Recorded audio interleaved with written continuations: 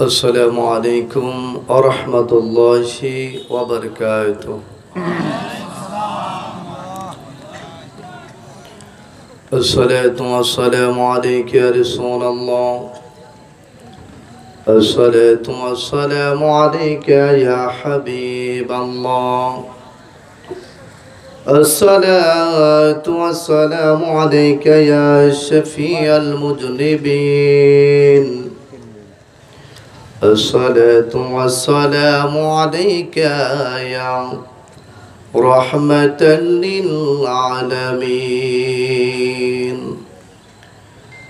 الحمد لله رب العالمين والعاقبة للمتقين والصلاة والسلام على رسوله محمد وآله وأصحابه أجمعين.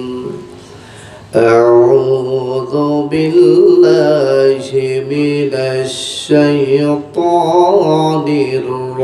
الرجيم. بسم الله الرحمن الرحيم. ورفعنا لك ذكرك. صدق الله المولانا العظيم وصدق رسوله النبي الكريم. قال النبي صلى الله عليه وسلم: حب الرسول من الإيمان. رواه البخاري. إن الله وملائكته يصلون على النبي يا أيها الذين آمنوا صلوا عليه وسلموا تسليما. يا اللهم صل على سيدنا ভাই স্পিডের সামনে তুইলা দেন, হ্যাঁ আর গম্ভীর গম্ভীর লাগে। নি সাইয়্যিদিনা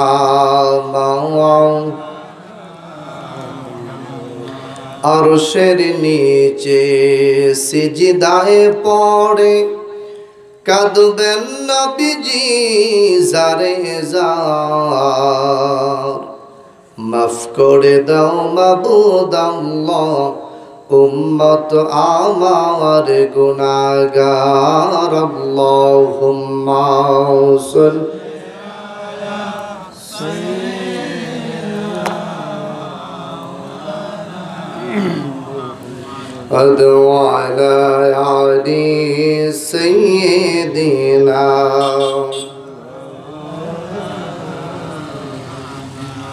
এই দুনিয়া পড়ে থাকবে, আমরা একদিন থাকব না।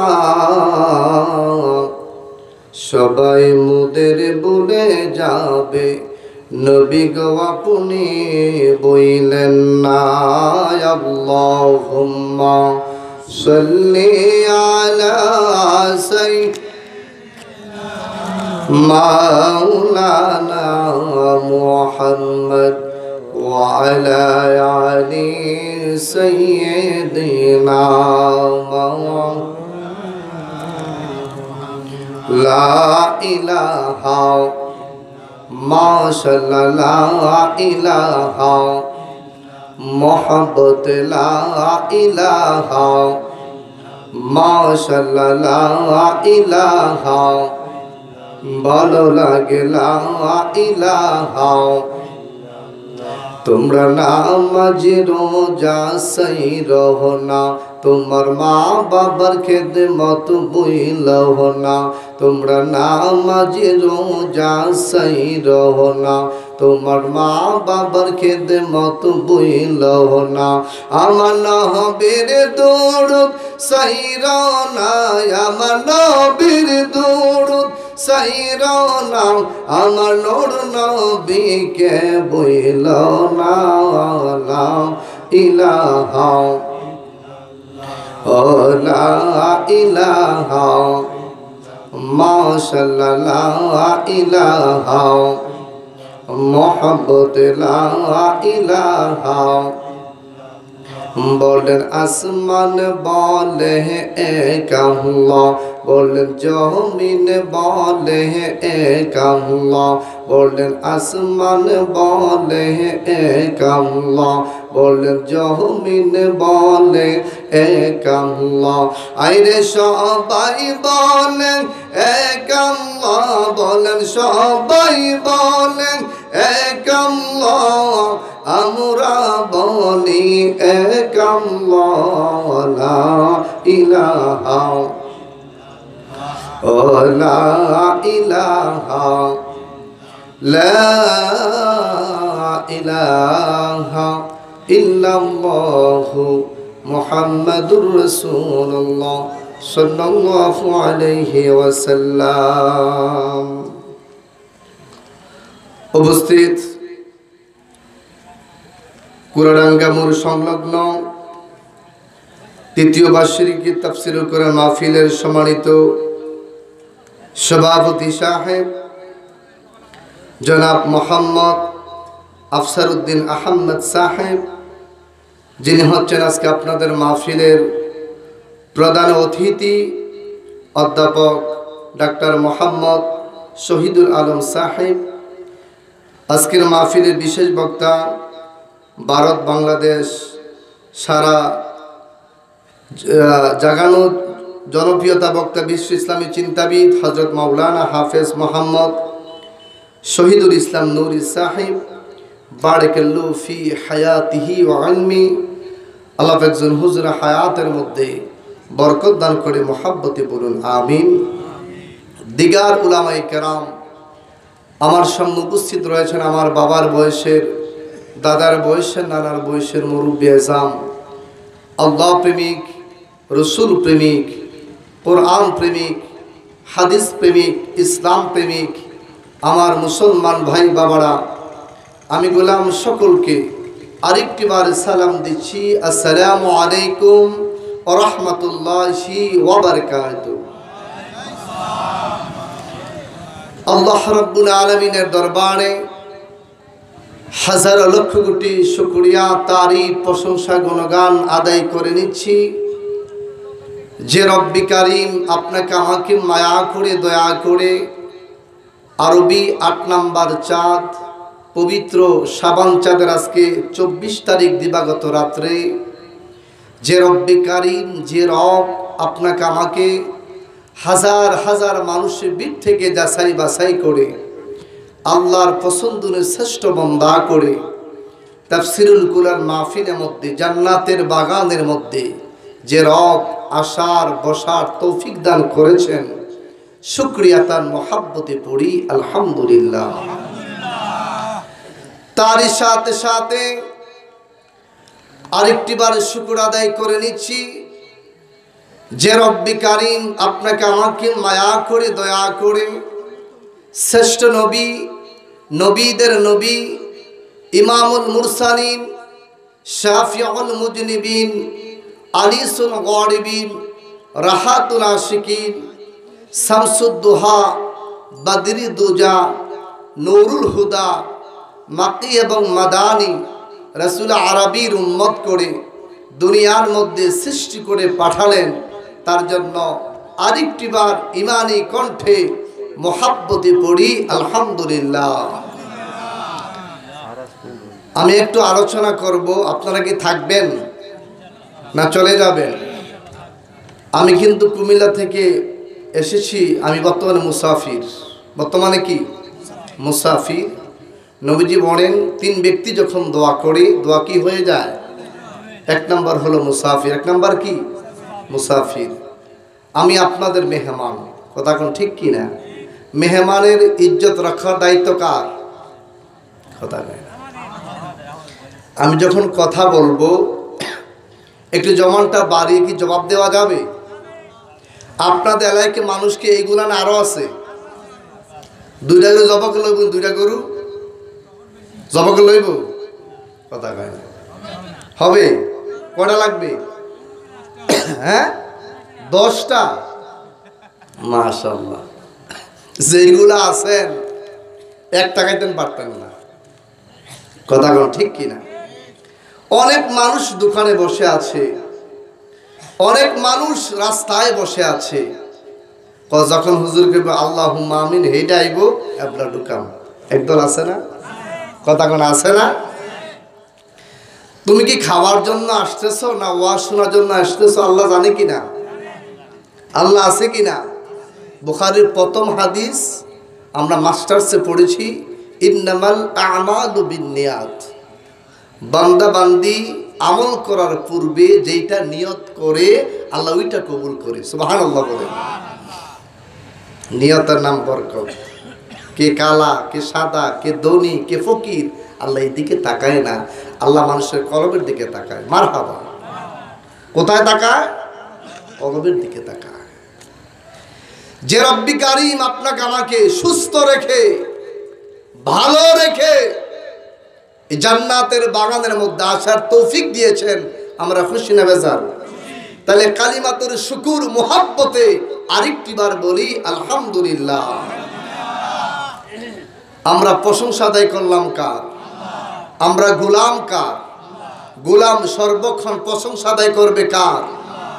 বান্দা যখন আল্লাহর প্রশংসা আদায় করে, গোলামেরা যখন মাওলার প্রশংসা আদায় করে, আল্লাহর গোলামেরা যখন বলে একবার আলহামদুলিল্লাহ, আমার নবীজি হাদিসের মধ্যে বলেন আল্লাহ এত খুশি হয়ে যায়, আমার আল্লাহ ওই বান্দার জন্য 8টা হরফের বদৌলতে আমার আল্লাহ ওই বান্দার জন্য জান্নাতের 8টা দরজা খুলে দেয়। জান্নাত কয়টা? 8টা। আফিয়া মুসলমান বায়না, এই জন্য রব্বি কারীম কোরআনুল কারীমের মধ্যে বলেছেন লা ইন শাকারতুম লা আযীদান্নাকুম। ও আমার বান্দা, ও আমার বান্দি, সুখে থাকো আর দুঃখে থাকো, সব সময় রবের তারিফ আদায় করো, সব সময় রবের প্রশংসা আদায় করো। যদি সব সময় রবের প্রশংসা আদায় করতে পারো, যদি সব সময় রবের শুকরিয়া আদায় করতে পারো, আপনারা বলেন আপনাকে আমাকে সুস্থ রাখার মালিক কে? আপনাকে আমাকে বিমার দেওয়ার মালিক কে? আপনাকে আমাকে সম্মানিত পাত্র বানাবার মালিক কে? সম্মানের চাবি কার হাতে? অসম্মানের চাবি কার হাতে? আফিয়া মুসলমান ভাই বাবারা, বর্তমানে আমাদের প্রত্যেকটা মুসলমান, আমাদের ইনকামের মধ্যে কোনো ত্রুটি নাই। একটা জায়গায় আমাদের ত্রুটি, মাসে লক্ষ লক্ষ টাকা আমরা ইনকাম করি, কিন্তু আমরা শুকরিয়া নাই। ওই যে লাইন শাকারতুম লা আযীদান্নাকুম, রবের তারিফ নাই, রবের শুকরিয়া নাই। আগের দিন আমাদের দাদারা, আমাদের বড় আব্বারা 5 ওয়াক্ত নামাজ পড়তেন। 5 ওয়াক্ত নামাজ পড়ার পর বেশি বেশি করে পড়তেন সুবহানাল্লাহ, বেশি করে পড়তেন আলহামদুলিল্লাহ, বেশি করে পড়তেন আল্লাহু আকবার, বেশি করে পড়তেন ইয়া হাল্লাল মুশকিলাত, বেশি করে পড়তেন ইয়া শাফিয়াল আমরাজ, বেশি করে পড়তেন দুরূদ শরীফ। এখন তো আমরা এইগুলা পড়ব দূরের কথা, আমরা অনেক মুসলমান 5 ওয়াক্ত নামাজ পড়ি না, কথা কোন ঠিক কিনা? আগের দিনে মানুষেরা এই আমলগুলা বেশি করত। একবার আলহামদুলিল্লাহ বললে, আমার নবীজি বলেন আরদু থেকে জমিন থেকে প্রথম আসমানের দূরত্ব 550 বছর রাস্তা। রসুল বলেন যদি কোনো আল্লাহর গোলাম, আল্লাহর বান্দা যদি একবার আলহামদুলিল্লাহ বলে, রব্বি কারীম প্রথম আসমান থেকে এই মাটি পর্যন্ত 550 বছর রাস্তা আল্লাহ নেক দিয়ে পরিপূর্ণ করে দেয়। জোরে বলেন না সুবহানাল্লাহ। লাইন শাকারতুম লা আযীদান্নাকুম। আমরা শুকরিয়া আদায় করি না। আল্লাহ একটা বিল্ডিং এর মালিক বানিয়েছে, একবার বলেন আলহামদুলিল্লাহ। 2 তালা করেছেন, বলি না আলহামদুলিল্লাহ। একটা গাড়ির মালিক বানিয়েছে, বলি না আলহামদুলিল্লাহ। 2টা ছেলে দিয়েছে, বলি না আলহামদুলিল্লাহ। মানে শুকুর নাই, কি নাই? শুকরিয়া নাই, আল্লাহর তারিফ নাই। এই জন্য আমার প্রিয় মুসলমান ভাইরা, রব্বি কারীম আমাদেরকে বানিয়েছেন রবের ইবাদতের জন্য। আল্লাহ রাব্বুল আলামিন পবিত্র কুরআনুল কারীমের মধ্যে বললেন, ওয়ামা খালাকতুল জিন্না ওয়াল ইনসা ইল্লা লিয়াবুদুন। আল্লাহ বলেন, বান্দারে, ও আমার বান্দা হে, তোমরা শোনো, আমি তোমাদেরকে বানিয়েছি একটা মাত্র আমার উদ্দেশ্য, একটাই মাত্র আমার টার্গেট, ইল্লা লিয়াবুদুন ইল্লা ইয়ারিফুহুম। তোমরা একমাত্র আমি রবের ইবাদত করবা, তোমরা একমাত্র আমি রবের দাসত্ব করবা, তোমরা একমাত্র আমি রবের গোলামি করবা। রব্বি কারীম আপনাকে আমাকে বানিয়েছেন একমাত্র রবের ইবাদতের জন্য। কথা কোন ঠিক কিনা? কিসের জন্য? ইবাদতের জন্য। আবিয়া মুসলমান ভাই বাবারা, ইবাদতরা কি? রাসূল আরবি বুখারীর মধ্যে বললেন, ক্বালান নবী সাল্লাল্লাহু আলাইহি ওয়াসাল্লাম, বুনিয়াল ইসলামু আলা খামসিন শাহাদাতুন লা ইলাহা ইল্লাল্লাহ ওয়া আকিমুস সালাত। নবীজি বলেছেন, বুনিয়াল ইসলামু আলা খামসিন, মানে হলো ইসলাম ধর্মটা 5টা বিষয়ের মধ্যে স্থাপিত, 5টা খুঁটির মধ্যে স্থাপিত। 1 নাম্বার হলো কালেমা, 2 নাম্বার হলো নামাজ, 3 নাম্বার হলো রোজা, 4 নাম্বার হলো হজ, 5 নাম্বার হলো যাকাত। আল্লাহু আকবার বলে। বিষয় কয়টা? 5টা। এই 5টাকে আমার রাসূল আরবি 2টা খণ্ড করেছেন, 2টা ভাবে আপনার 2টা ভাগে বিভক্ত করেছেন। আমার নবীজি বলেন, আমার উম্মতের মধ্যে যারা গরিব, যারা দুর্বল হবে, আর্থিক দুর্বল হবে, টাকা পয়সা থাকবে না, ব্যাংক ব্যালেন্স থাকবে না, দিনে আনবে দিনে খাইবে, তাদের জন্য 3টা। কয়টা? 3টা। 1 নাম্বার হলো কালেমা, 1 নাম্বার কালেমা, 2 নাম্বার নামাজ, 2 নাম্বার নামাজ, 3 নাম্বার রোজা। কয়টা বিষয়? কার জন্য? যারা গরিব তাদেরকে আমার রাসূল 3টা দিয়েছেন, কালেমা, নামাজ, রোজা। আর যারা ধনী হয়েছেন, যারা বাইতুল্লাহ যাওয়ার ক্ষমতা যাদের রয়েছে, তাদেরকে 2টা যোগ করে দিয়েছেন, হজ এবং যাকাত। ও মুসলমান ভাই বাবারা, আপনি যখন আল্লাহর উপর ঈমান আনবেন, আপনি যখন আখিরাতকে যখন বিশ্বাস করবেন, আপনি আল্লাহ এবং রাসূলকে মানার পর, মানে আপনি ঈমানদার হলেন। ঈমানদার হওয়ার পর আপনি আল্লাহ এবং রাসূলের উপরে ঈমান আনার পর, পরিপূর্ণ ঈমান আনার পর 2 নাম্বার কর্মটা হলো, 2 নাম্বার কাজটা হলো নামাজ। ঈমানটা আনার পর আপনাকে আমাকে 5 ওয়াক্ত নামাজ পড়া লাগবে। ঈমানটা আনার পর আল্লাহর গোলামেরা কপাল দিয়ে, নাক দিয়ে আমরা সিজদা করব কাকে? জোরে বলেন, কাকে?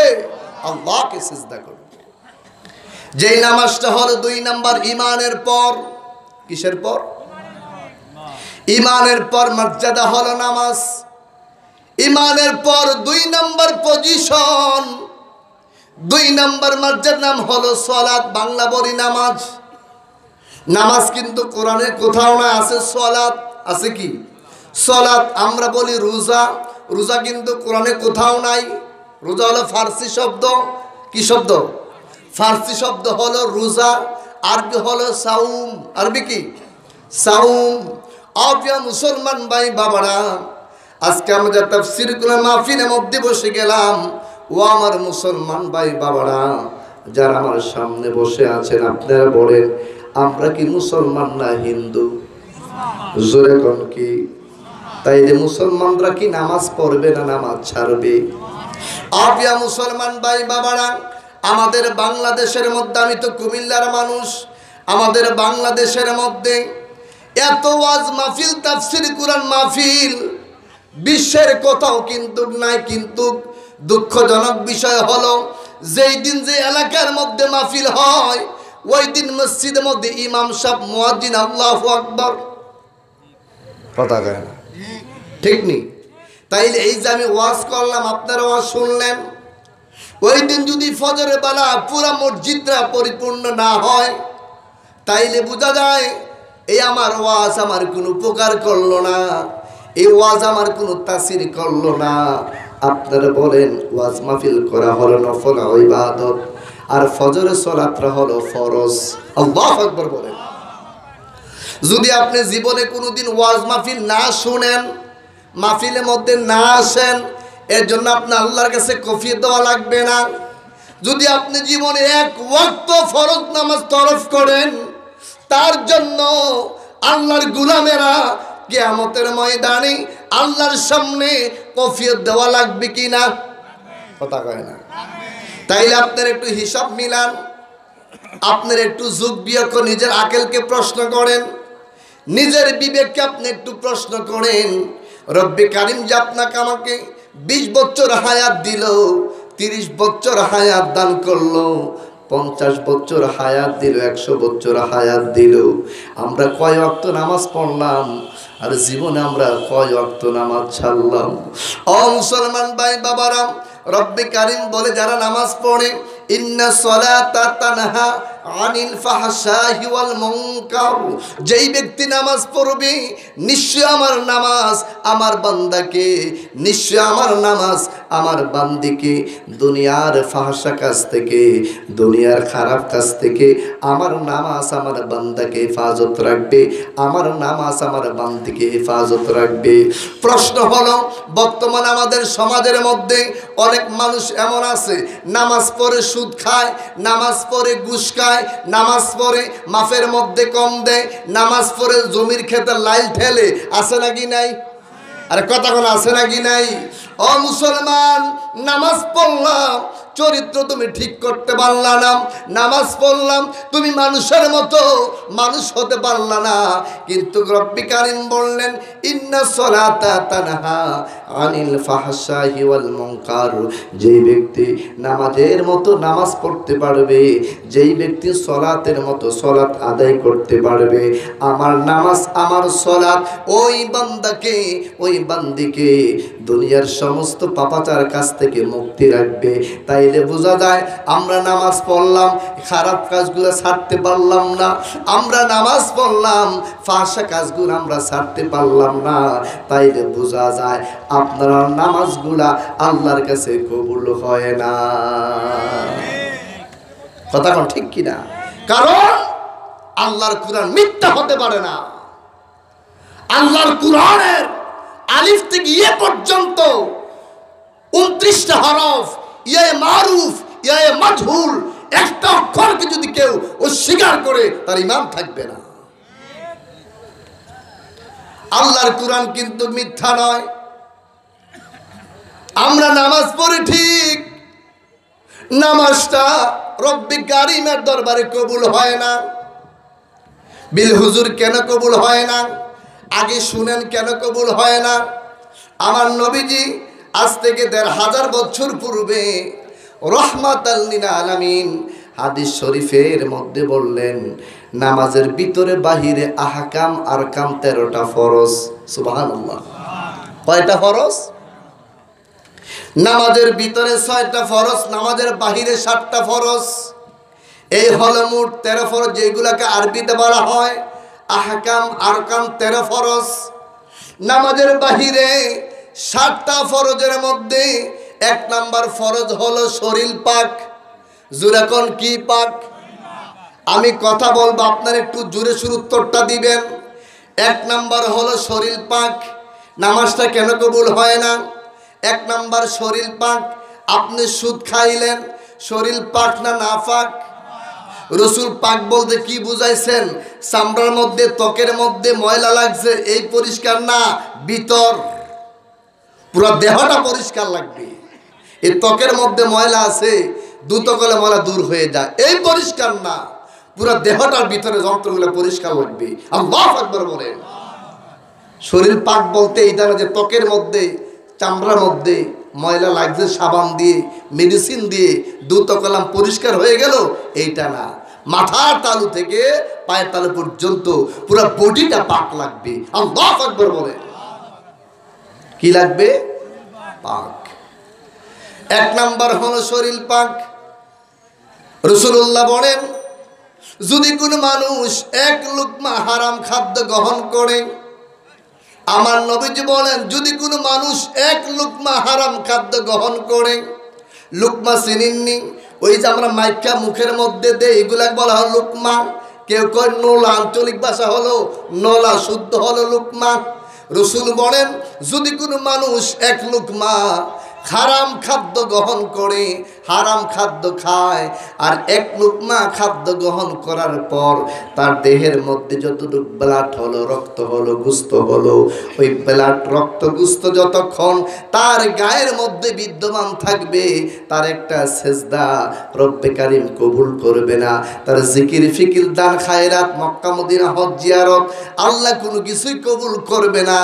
এই জন্য রাসূলুল্লাহ বলেন ইবাদত কবুল হওয়ার পূর্ব শর্ত হলো শরীরটাকে পুত পবিত্র আর ইনকামটা লাগবে হালাল। কথা কোন ঠিক কি না? কি লাগবে? হালাল। যদি আপনি ইবাদতের মজা পাইতে চান, যদি আপনি ইবাদত আল্লাহর কাছে পৌঁছাইতে চান, ও আমার দ্বীনি ভাইয়েরা, ও আমার মুসলমান বাবারা, আগে আমাদের ইনকামটা কতটুকু সহি শুদ্ধ।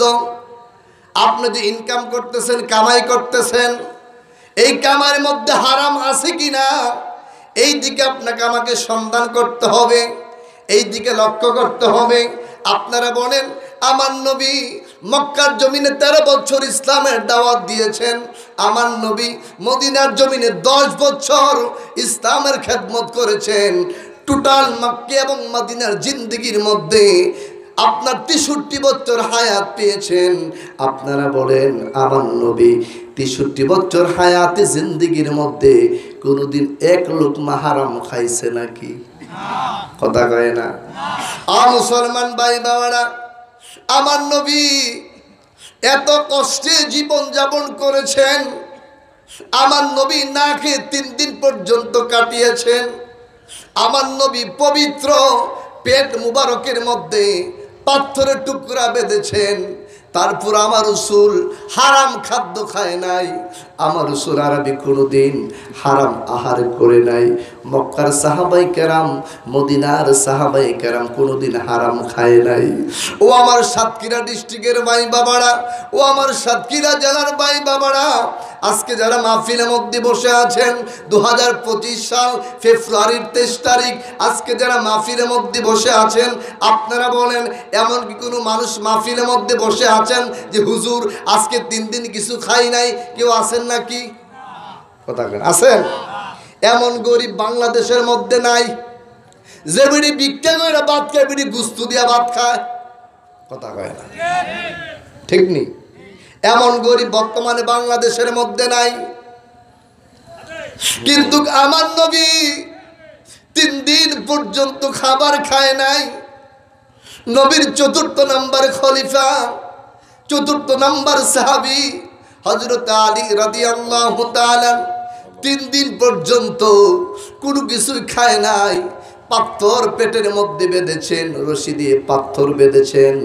তারপর সাহাবায়ে কেরাম হারাম খাদ্য খায় নাই। ও মুসলমান ভাই বাবারা, এই জন্য সাহাবায়ে কেরাম দোয়া করতে দেরি হয়, আল্লাহ দোয়া কবুল করতে দেরি হয় না। আমার নবী দোয়া করতে দেরি হয়, আমার নবীর দোয়াটা কবুল হইতে সেকেন্ড লাগে না। আর আমরা দোয়া করলে দেরাত যায় না। কথা কয় না? আমরা দোয়া করলে দেরাত যায় না, কারণ আমাদের জবানটা নাফাক হয়ে গেছে। এই জবান দিয়ে মিথ্যা বলতে বলতে, সুদের কাজ কারবার করতে করতে হাত পর্যন্ত নাফাক হয়ে গেছে। জুড়ে বলেন নাউজুবিল্লাহ। এই এলাকা সুদের লেনদেন আসেনি? এহানো আছে। আল্লাহ যে ডিস্ট্রিক্টে যাই, এমন একটা ডিস্ট্রিক্ট পাইলাম না বাংলাদেশ বলে হুজুর 100% আমাদের এলাকা সুদ মুক্ত। আমি তো অনেক ডিস্ট্রিক্ট আমাকে ঘুরাচ্ছে দৈনিক, আমি দেখি নাই যে সুদ মুক্ত একটা ডিস্ট্রিক্ট আছে। আল্লাহ জানে কোন ডিস্ট্রিক্ট আছে। কথা কোন ঠিক কিনা? নবীজি বলেছেন সুদ খাওয়া আপন মার সাথে জেনা করা। আর আসতে বলে নাউজুবিল্লাহ। কার সাথে? মায়ের সাথে। এইটা মুসলমান খায়। তুমি কেমন মুসলমান? তুমি কি কোরআন মানো, কি হাদিস মানো? আমার নবীর জিন্দেগির দিকে লক্ষ্য করো, সাহাবীদের জিন্দেগির দিকে লক্ষ্য করো। আফিয়া মুসলমান বানা, নবীজি বলেন 1 নাম্বার হলো শরীর পাক। এখন শরীর যদি না পাক হয়ে যায়, নবীজি আমার বলেন শরীরটা যদি না পাক হয়ে যায়, রব্বি কারীম সিজদা কবুল করবে না, কুরআন তেলাওয়াত কবুল করবে না, দুরূদ শরীফ কবুল করবে না, জিকির আজকার কবুল করবে না, দান খায়রাত কবুল করবে না।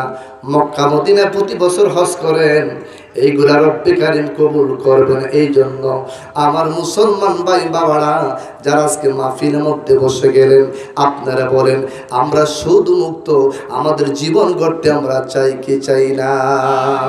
আর জোরে বলেন চাই কি চাই না? কি মুক্ত?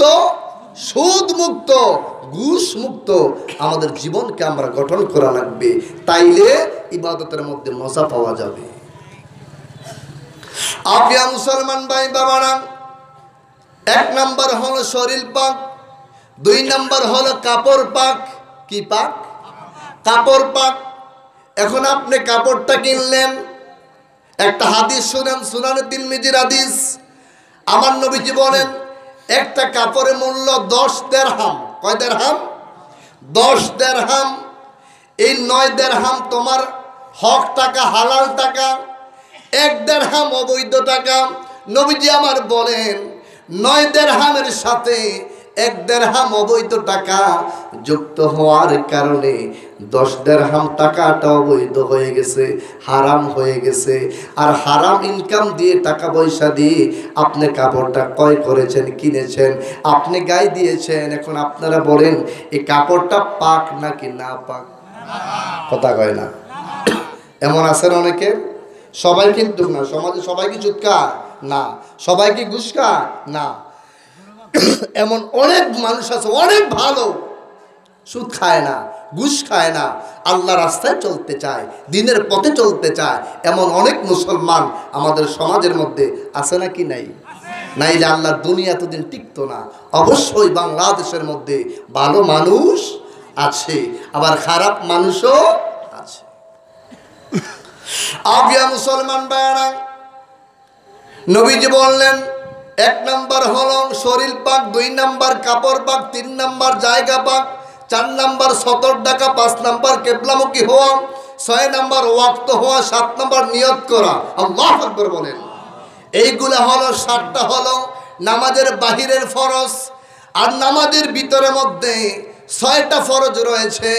1 নাম্বার হলো তাকবীর তাহরিমা বাঁধা, 2 নাম্বার হলো দাঁড়িয়ে নামাজ পড়া, 3 নাম্বার কোরআনের কিছু অংশ তেলাওয়াত করা, 4 নাম্বার রুকু করা, 5 নাম্বার সিজদা করা, 6 নাম্বার হলো শেষ বৈঠক। এই হলো নামাজের ভিতরে 6টা ফরজ, নামাজের বাহিরে 7টা ফরজ। এই হলো নামাজের আহকাম, আরকান হলো 13 ফরজ। মুসলমান ভাই বাবারা, আপনারা বলেন ওযুর ফরজ কয়টি? সবাই জানেন না? কয়টি? 4টি হলো ওযুর ফরজ। গোসলে ফরজ হলো 3টি, তায়াম্মুমের ফরজ হলো 3টি। ওযুর ফরজ 4টার মধ্যে 1 নাম্বার হলো মুখমণ্ডল দ্রুত করা। কি করা? মুখমণ্ডল দ্রুত করা। দেখবেন অনেক মুসলমান ভাই ওযু করে, ওযু কিন্তু হয় না বিল হুজুর। কিভাবে হয় না? এখন মুখমণ্ডল বলতে আপনি কতটুকু সীমানা বুঝেন? মুখমণ্ডল কাকে বলে? অজ্ঞ মুসলমান ভাই বাবারা, আমার নবীজি বলেন মুখমণ্ডলের সীমানা এই যে মাথার তালুর মধ্যে, যে কপাল উপরের মধ্যে চুল আসেনি, এই যে চুলের উপর থেকে থুতনি পর্যন্ত, এই যে থুতনির মধ্যে দাড়ি আছে, দাড়ি পর্যন্ত। রাসূল আরবি বলেন যাদের চাপ দাড়ি, বেশি দাড়ি, তারা পানি বেশি করে নিয়ে এইভাবে দাড়িগুলা খিলাল করা লাগবে। মানে হলো দাড়ির ভিতরের মধ্যে গড়ায় গড়ায় পানি পৌঁছাইতে হবে। আমি দেখেছি অনেক মুসলমান মসজিদের মধ্যে ইকামাত চলতেছে, মসজিদের মধ্যে মুয়াজ্জিন সাহেব ইকামাত শুরু করলেন, আল্লাহু আকবার, আল্লাহু আকবার, আশহাদু আল্লা ইলাহা ইল্লাল্লাহ, আশহাদু আল্লা ইলাহা ইল্লাল্লাহ। আরেক মুসলমান ভাই বলে আমি প্রথম রাকাত আমাকে ধরতে হবে, জলদি করে ওযু করে ফাঁক করে মুখের মধ্যে পানি দেয়, কিন্তু দাড়িগুলা শুকনো থাকে, এমন আসেনি? কথা কয় না, আসেনি? যদি আপনার ওযুর ফরজ যদি ছুটে যায়, ওযু হইবনি? কথা কয় না, হবেনি। আর ওযু যদি আপনার শুদ্ধভাবে না হয়, ওযু যদি ঠিক মতো না হয় আপনার নামাজটা তো কবুল হবে না। এই জন্য রাসূলুল্লাহ বলেন 1 নাম্বার হলো মুখমণ্ডল দ্রুত করা। যাদের বেশি দাড়ি, চাপ দাড়ি, ঘন দাড়ি, রাসূলুল্লাহ বলেছেন হাতের মধ্যে কুশ করে পানি নিয়ে দাড়িগুলা ভালো করে তোমরা এভাবে খিলাল করবা যাতে দাড়ির গোড়ায় গোড়ায় যেন পানিটা পৌঁছে যায়। 2 নাম্বার হলো দুনো হাতের কনি পর্যন্ত ভালোভাবে দ্রুত করা। কনি বলতে আমরা কি বুঝি? হাতের মাথাতে এই যে কনির মধ্যে একটা হাড্ডি আছে নাকি নাই, এটাকে বলা হয় আরবিতে কনুই। ওই হাতের আপনার বৃদ্ধ আঙ্গুলে মাথাতে কনি পর্যন্ত ভালোভাবে আপনাকে আমাকে পানি পৌঁছাইতে হবে। 3 নাম্বার হলো মাথা মাসাজ করা লাগবে, মাথাটা সুন্দর করে মাসাজ করা লাগবে। 4 নাম্বার হলো দুনো পায়ের টাকনু পর্যন্ত, গোড়ালি পর্যন্ত আমাদের পায়ের মধ্যে একটা বড় বড় হাড্ডি আছে, এই হাড্ডির উপর পর্যন্ত ভালোভাবে আপনাকে আমি পানি দিয়ে ভালোভাবে দ্রুত করতে হবে। যদি শুকনো থাকে তাইলে আপনার আমার ওযু হবে না। মুসলমান ভাই বাবারা, গোসলের ফরজ হলো 3টা। জুড়ে বলেন কয়টা? 3টা হলো গোসলের ফরজ। 1 নাম্বার হলো গরগরার সাথে কুলি করা। 2 নাম্বার হলো নাকের ভিতর পানি দিয়ে নাক ভালোভাবে পরিষ্কার করা। আর 3 নাম্বার ফরজ হলো মাথার তালু থেকে পায়ের তালু পর্যন্ত পুরো দেহটাকে ভালো পানি দিয়ে দ্রুত করা। মুসলমান ভাই বাবারা, ইসলামটা কত চমৎকার সুন্দর। ইন্না দীনা ইনদাল্লাহিল ইসলাম। Islam is the complete code of life.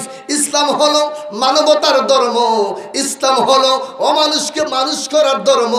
ইসলাম হলো একটা অশান্তি মানুষকে শান্তির পথের মধ্যে দাবিত করে মানুষের মতো মানুষ করার নাম হলো আল ইসলাম। ইসলামের মধ্যে রব্বে কারিম এত শান্তি রেখে দিয়েছেন, অন্য কোনো ধর্মের মধ্যে এত শান্তি নাই। আমি কোরআন ধরে শপথ করতে পারবো, মসজিদ ধরে আমি শপথ করে বলতে পারবো, রব্বে কারিম ইসলামের মধ্যে, কোরআনের মধ্যে, হাদিসের মধ্যে এত শান্তি রেখে দিয়েছেন, অন্য কোনো ধর্মের মধ্যে এত শান্তি নাই। কথা কোন ঠিক কিনা? ইসলামটা হলো শান্তির ধর্ম। আমার সাতক্ষীরার ভাই বাবারা, ইসলাম কত সুন্দর একটু শুনেন। এলাকার মধ্যে পানি নাই, জোরে কোন কি নাই? এলাকার মধ্যে পানি নাই। এখন জোহরের নামাজের ওয়াক্ত হয়ে গেল, এখন এলাকার মধ্যে পানি নেই, অথবা আপনার উপরে ফরজ গোসল হয়ে গেছে, গোসল করা ফরজ হয়ে গেছে, এখন এলাকার মধ্যে পানি নাই, আপনি কি করবেন? কথা কি করবেন? তায়াম্মুম করা লাগবে। কারণ নবীজি আমার বলেন এলাকায় যদি পানি সংকট দেখা দেয়, পানি নাই, জোহর ওয়াক্ত হয়ে গেছে, কি করবেন? তায়াম্মুম। সুবহানাল্লাহ বলেন। তায়াম্মুমের 3টা ফরজ। কয়টা ফরজ? 3টি ফরজ। 1 নাম্বার হলো নিয়ত করা। কি করা? নিয়ত করে, হে আল্লাহ, এই পবিত্র মাটির মাধ্যমে আমি তায়াম্মুম করে আমি পবিত্র হাসিলের জন্য নিয়ত করতেছি। এটা মনে মনে বলা। কিভাবে? অন্তরে মনে মনে বলা। 2 নাম্বার হলো পাক মাটির মধ্যে হাত রেখে এই 2টা হাতের তালু পাক মাটির মধ্যে চাপ দিয়ে 2 হাতের কনি পর্যন্ত একবার মাসাও করা। 3 নম্বর হলো পাক মাটির মধ্যে হাত চাপ দিয়ে রেখে মাথা একবার মাসাও করা। এই 3টা হলো তায়াম্মুমের ফরজ। কিসের ফরজ? মুসলমান ভাই বাবারা, আমার নবীজি বলেন, আমার আল্লাহ কুরআনুল কারীমের মধ্যে সূরা ফাতিহা থেকে সূরা নাস পর্যন্ত 114টা আয়াত, 114টা সূরা দান করেছেন, 6666টা আয়াত দান করেছেন। আমার নবীজি বললেন, আমার আল্লাহ কুরআনুল কারীমের মধ্যে 82 বার নামাজের কথা আল্লাহ বলেছেন। আল্লাহু আকবার বলেন। কয়বার? 82 জায়গায় আমার আল্লাহ নামাজের কথা বলেছেন, যাতে বান্দা বান্দি নামাজ আদায় করে, যাতে বান্দা বান্দি নামাজ ঠিক মতো আদায় করে। এই জন্য আমার প্রিয় মুসলমান ভাই বাবারা, এলাকায় যখন আজান হয়, আজানের প্রথম সেন্টেন্স, আজানের প্রথম বাক্য হলো আল্লাহু আকবার। ঠিক কিনা? এর অর্থ কি আল্লাহ ছোট না বড়? অনেক বড়। ও মুসলমান বাবারা, একটু চিন্তা করেন, আযান শব্দের অর্থ হলো ঘোষণা দেওয়া। আযান শব্দের অর্থ হলো ডাকা, আযান শব্দের অর্থ হলো আহ্বান করা, আযান শব্দের অর্থ হলো একত্রিত করা। ডিকশনারির মধ্যে অনেকগুলো শব্দ রয়েছে। ও মুসলমান ভাই বাবারা, মুয়াজ্জিন বলল আল্লাহু আকবার, আল্লাহু আকবার, আল্লাহ বড়, আল্লাহ বড়। ও মুসলমান বাবার একটু চিন্তা করলেন না, একটু লক্ষ্য করলেন না যে আমলটা করার পূর্বে মুয়াজ্জিন সাহেব বলল আল্লাহ বড়, আল্লাহ বড়, আমার রব বড়, আমার রব বড়। আপনারা বলেন ওই আমলটার দাম আল্লাহর জমিনের মধ্যে ওই আমলটার দাম কম নাকি বেশি? যে আমলের পূর্বে ডাকা হয় আল্লাহ বড়, আল্লাহ বড়। ও মুসলমান বাবারা, তারপর মুয়াজ্জিন দুইবার বললেন হাইয়া আলাস সালাহ, হাইয়া আলাস সালাহ, নামাজের জন্য আসো, নামাজের জন্য আসো। হাইয়া আলাল ফালাহ, হাইয়া আলাল ফালাহ, কল্যাণের জন্য আসো, কল্যাণের জন্য আসো।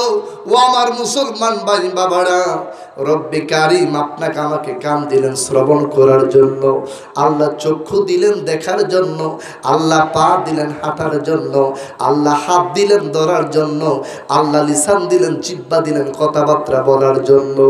ও মুসলমান ভাই বাবারা, আল্লাহ যে এই 3.5 হাত বডিটার মধ্যে কতগুলা যন্ত্র দিলেন, কতগুলা জিনিস দিলেন। যার একটা হাত নাই সে বুঝে হাতের কত দাম, যার একটা চক্ষু নাই সে বুঝে চক্ষের কত দাম, যার একটা পাও নাই সে বুঝে আল্লাহর দুনিয়াতে যার একটা পাও নাই ওই পাওটার কত দাম ওই ব্যক্তি বুঝতে পারে। যার একটা কান নাই সে বুঝতে পারে কানটার কত দাম, যার একটা কিডনি নাই সে বুঝতে পারে কিডনির কত দাম। ও মুসলমান ভাই বাবারা, আমার নবীজি বলেন আল্লাহ কান দিয়েছেন শ্রবণ করার জন্য, আল্লাহ কান দিয়েছেন শোনার জন্য। মুয়াজ্জিন দুইবার করে 4 বার ডাকলেন নামাজের জন্য আসো, নামাজের জন্য আসো, কল্যাণের জন্য আসো, কল্যাণের জন্য আসো। আমার নবী কয় যে উম্মত যে আল্লাহর গোলাম ওই মুয়াজ্জিনের শব্দ শোনার পর নামাজের জন্য আসো, কল্যাণের জন্য আসো, এই শব্দগুলো শোনার পর যারা বাড়ির মধ্যে বসে রইল, মার্কেটের মধ্যে বসে রইল, দোকানপাটের মধ্যে আড্ডা মারলো, ওই দিন কিয়ামতের দিন আমার আল্লাহ জাহান্নামের অগ্নি দিয়ে, জাহান্নামের আগুন দিয়ে সীসা গলিয়ে তাদের কানের মধ্যে ঢেলে দিবে। জোরে বলে নাউজুবিল্লাহ। কি করবে? জাহান্নামের অগ্নির সীসা গলাবে, সীসা গলিয়ে কানের মধ্যে ঢেলে দিবে। কোন দিন? জোরে বলে কোন দিন? কিয়ামত আমরা বিশ্বাস করি তো। বান্দামান হিসাব হবে ওই মাঠের নাম কি? কিয়ামত। আউলিয়া মুসলমান ভাইরা, কষ্ট লাগে? খারাপ লাগতেছে বাবা? আমি কিন্তু আমলের কথা বলতেছি, কথা কোন ঠিক কি না? আমি দেখছি কিসসা কাহিনী করে হুজুরে ফাড়াই রেছে রে, ওয়াজ করে রে, এত মজা লাগছে। কিন্তু আমলের কথা কইলে মজা লাগে না। যে কোরআন থেকে তাফসীর করা হয় মজা লাগে না। কিসসা কাহিনী বললা ফাড়াই লেছে হুজুরে কুমিল্লা থেকে আইয়া, কথা কোন ঠিক কি না? আউলিয়া মুসলমান ভাইরা গভীর মনোযোগ। আল্লাহ কান দিয়েছেন শ্রবণ করার জন্য, শোনার জন্য। আমার নবীজি বলেন যখন মুয়াজ্জিন আযান দেয় হাইয়া আলাস সালাহ, নামাজের জন্য আসো, হাইয়া আলাল ফালাহ, কল্যাণের জন্য আসো। মুয়াজ্জিনের বাক্যগুলো শোনার পর যারা বাড়ির মধ্যে বসে রইল, দোকানপাটে মার্কেটের মধ্যে বসে রইল, আমার নবীকে আল্লাহ চায় তাদের ঘরগুলা বাড়িগুলা আগুন দিয়ে জ্বালিয়ে পড়ে ছাই করে দেয়, কিন্তু আল্লাহ করে না। কারণ হলো তাদের ঘরের মধ্যে ছোট্ট ছোট্ট নাবালক বাচ্চা রয়েছে। সুবহানাল্লাহ পড়ে। আল্লাহর 100 মায়া থেকে 1% মায়া দিয়ে আল্লাহ জাহানটাকে সৃষ্টি করেছেন। আল্লাহু আকবার বলে। 18,000 মাখলুকাত, 80,000 আলম, তাদের ভিতরে আল্লাহ জাররাত হয় না, জাররাত হয় না। মা ভালোবাসা হলো 100 ভাগ, মায়া হলো 100 ভাগ।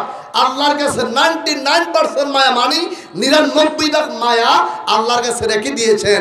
আর 1 ভাগ মায়া 18,000 মাখলুকাত, 80,000 আলমের ভিতরে সিনার মধ্যে দিয়েছেন।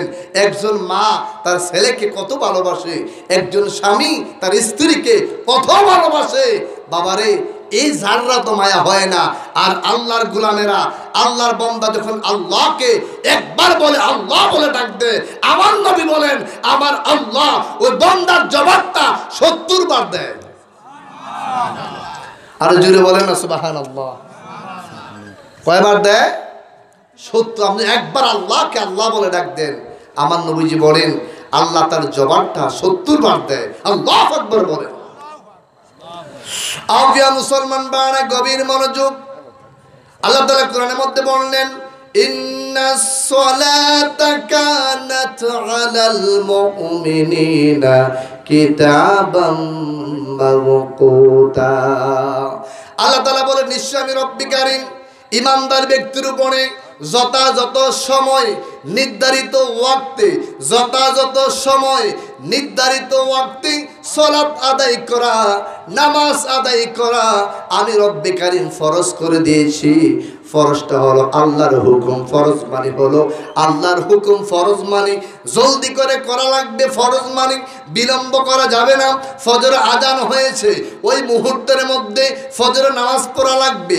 জোহরে আজান হয়েছে, ওই মুহূর্তে আপনাকে আমাকে জোহরের সালাত আদায় করা লাগবে। এই জন্য আল্লাহ তাআলা বললেন ইমানদার মুমিন ব্যক্তিদের উপরে আমি রব্বে কারীম যথাযথ সময় নির্দিষ্ট ওয়াক্তের মধ্যে নামাজ আদায় করা আমি আল্লাহ ফরজ করে দিয়েছি। জুড়ে বলুন সুবহানাল্লাহ। আপিয়া মুসলমান ভাই বাবারা, আল্লাহর হুকুমটা হলো ফরজ।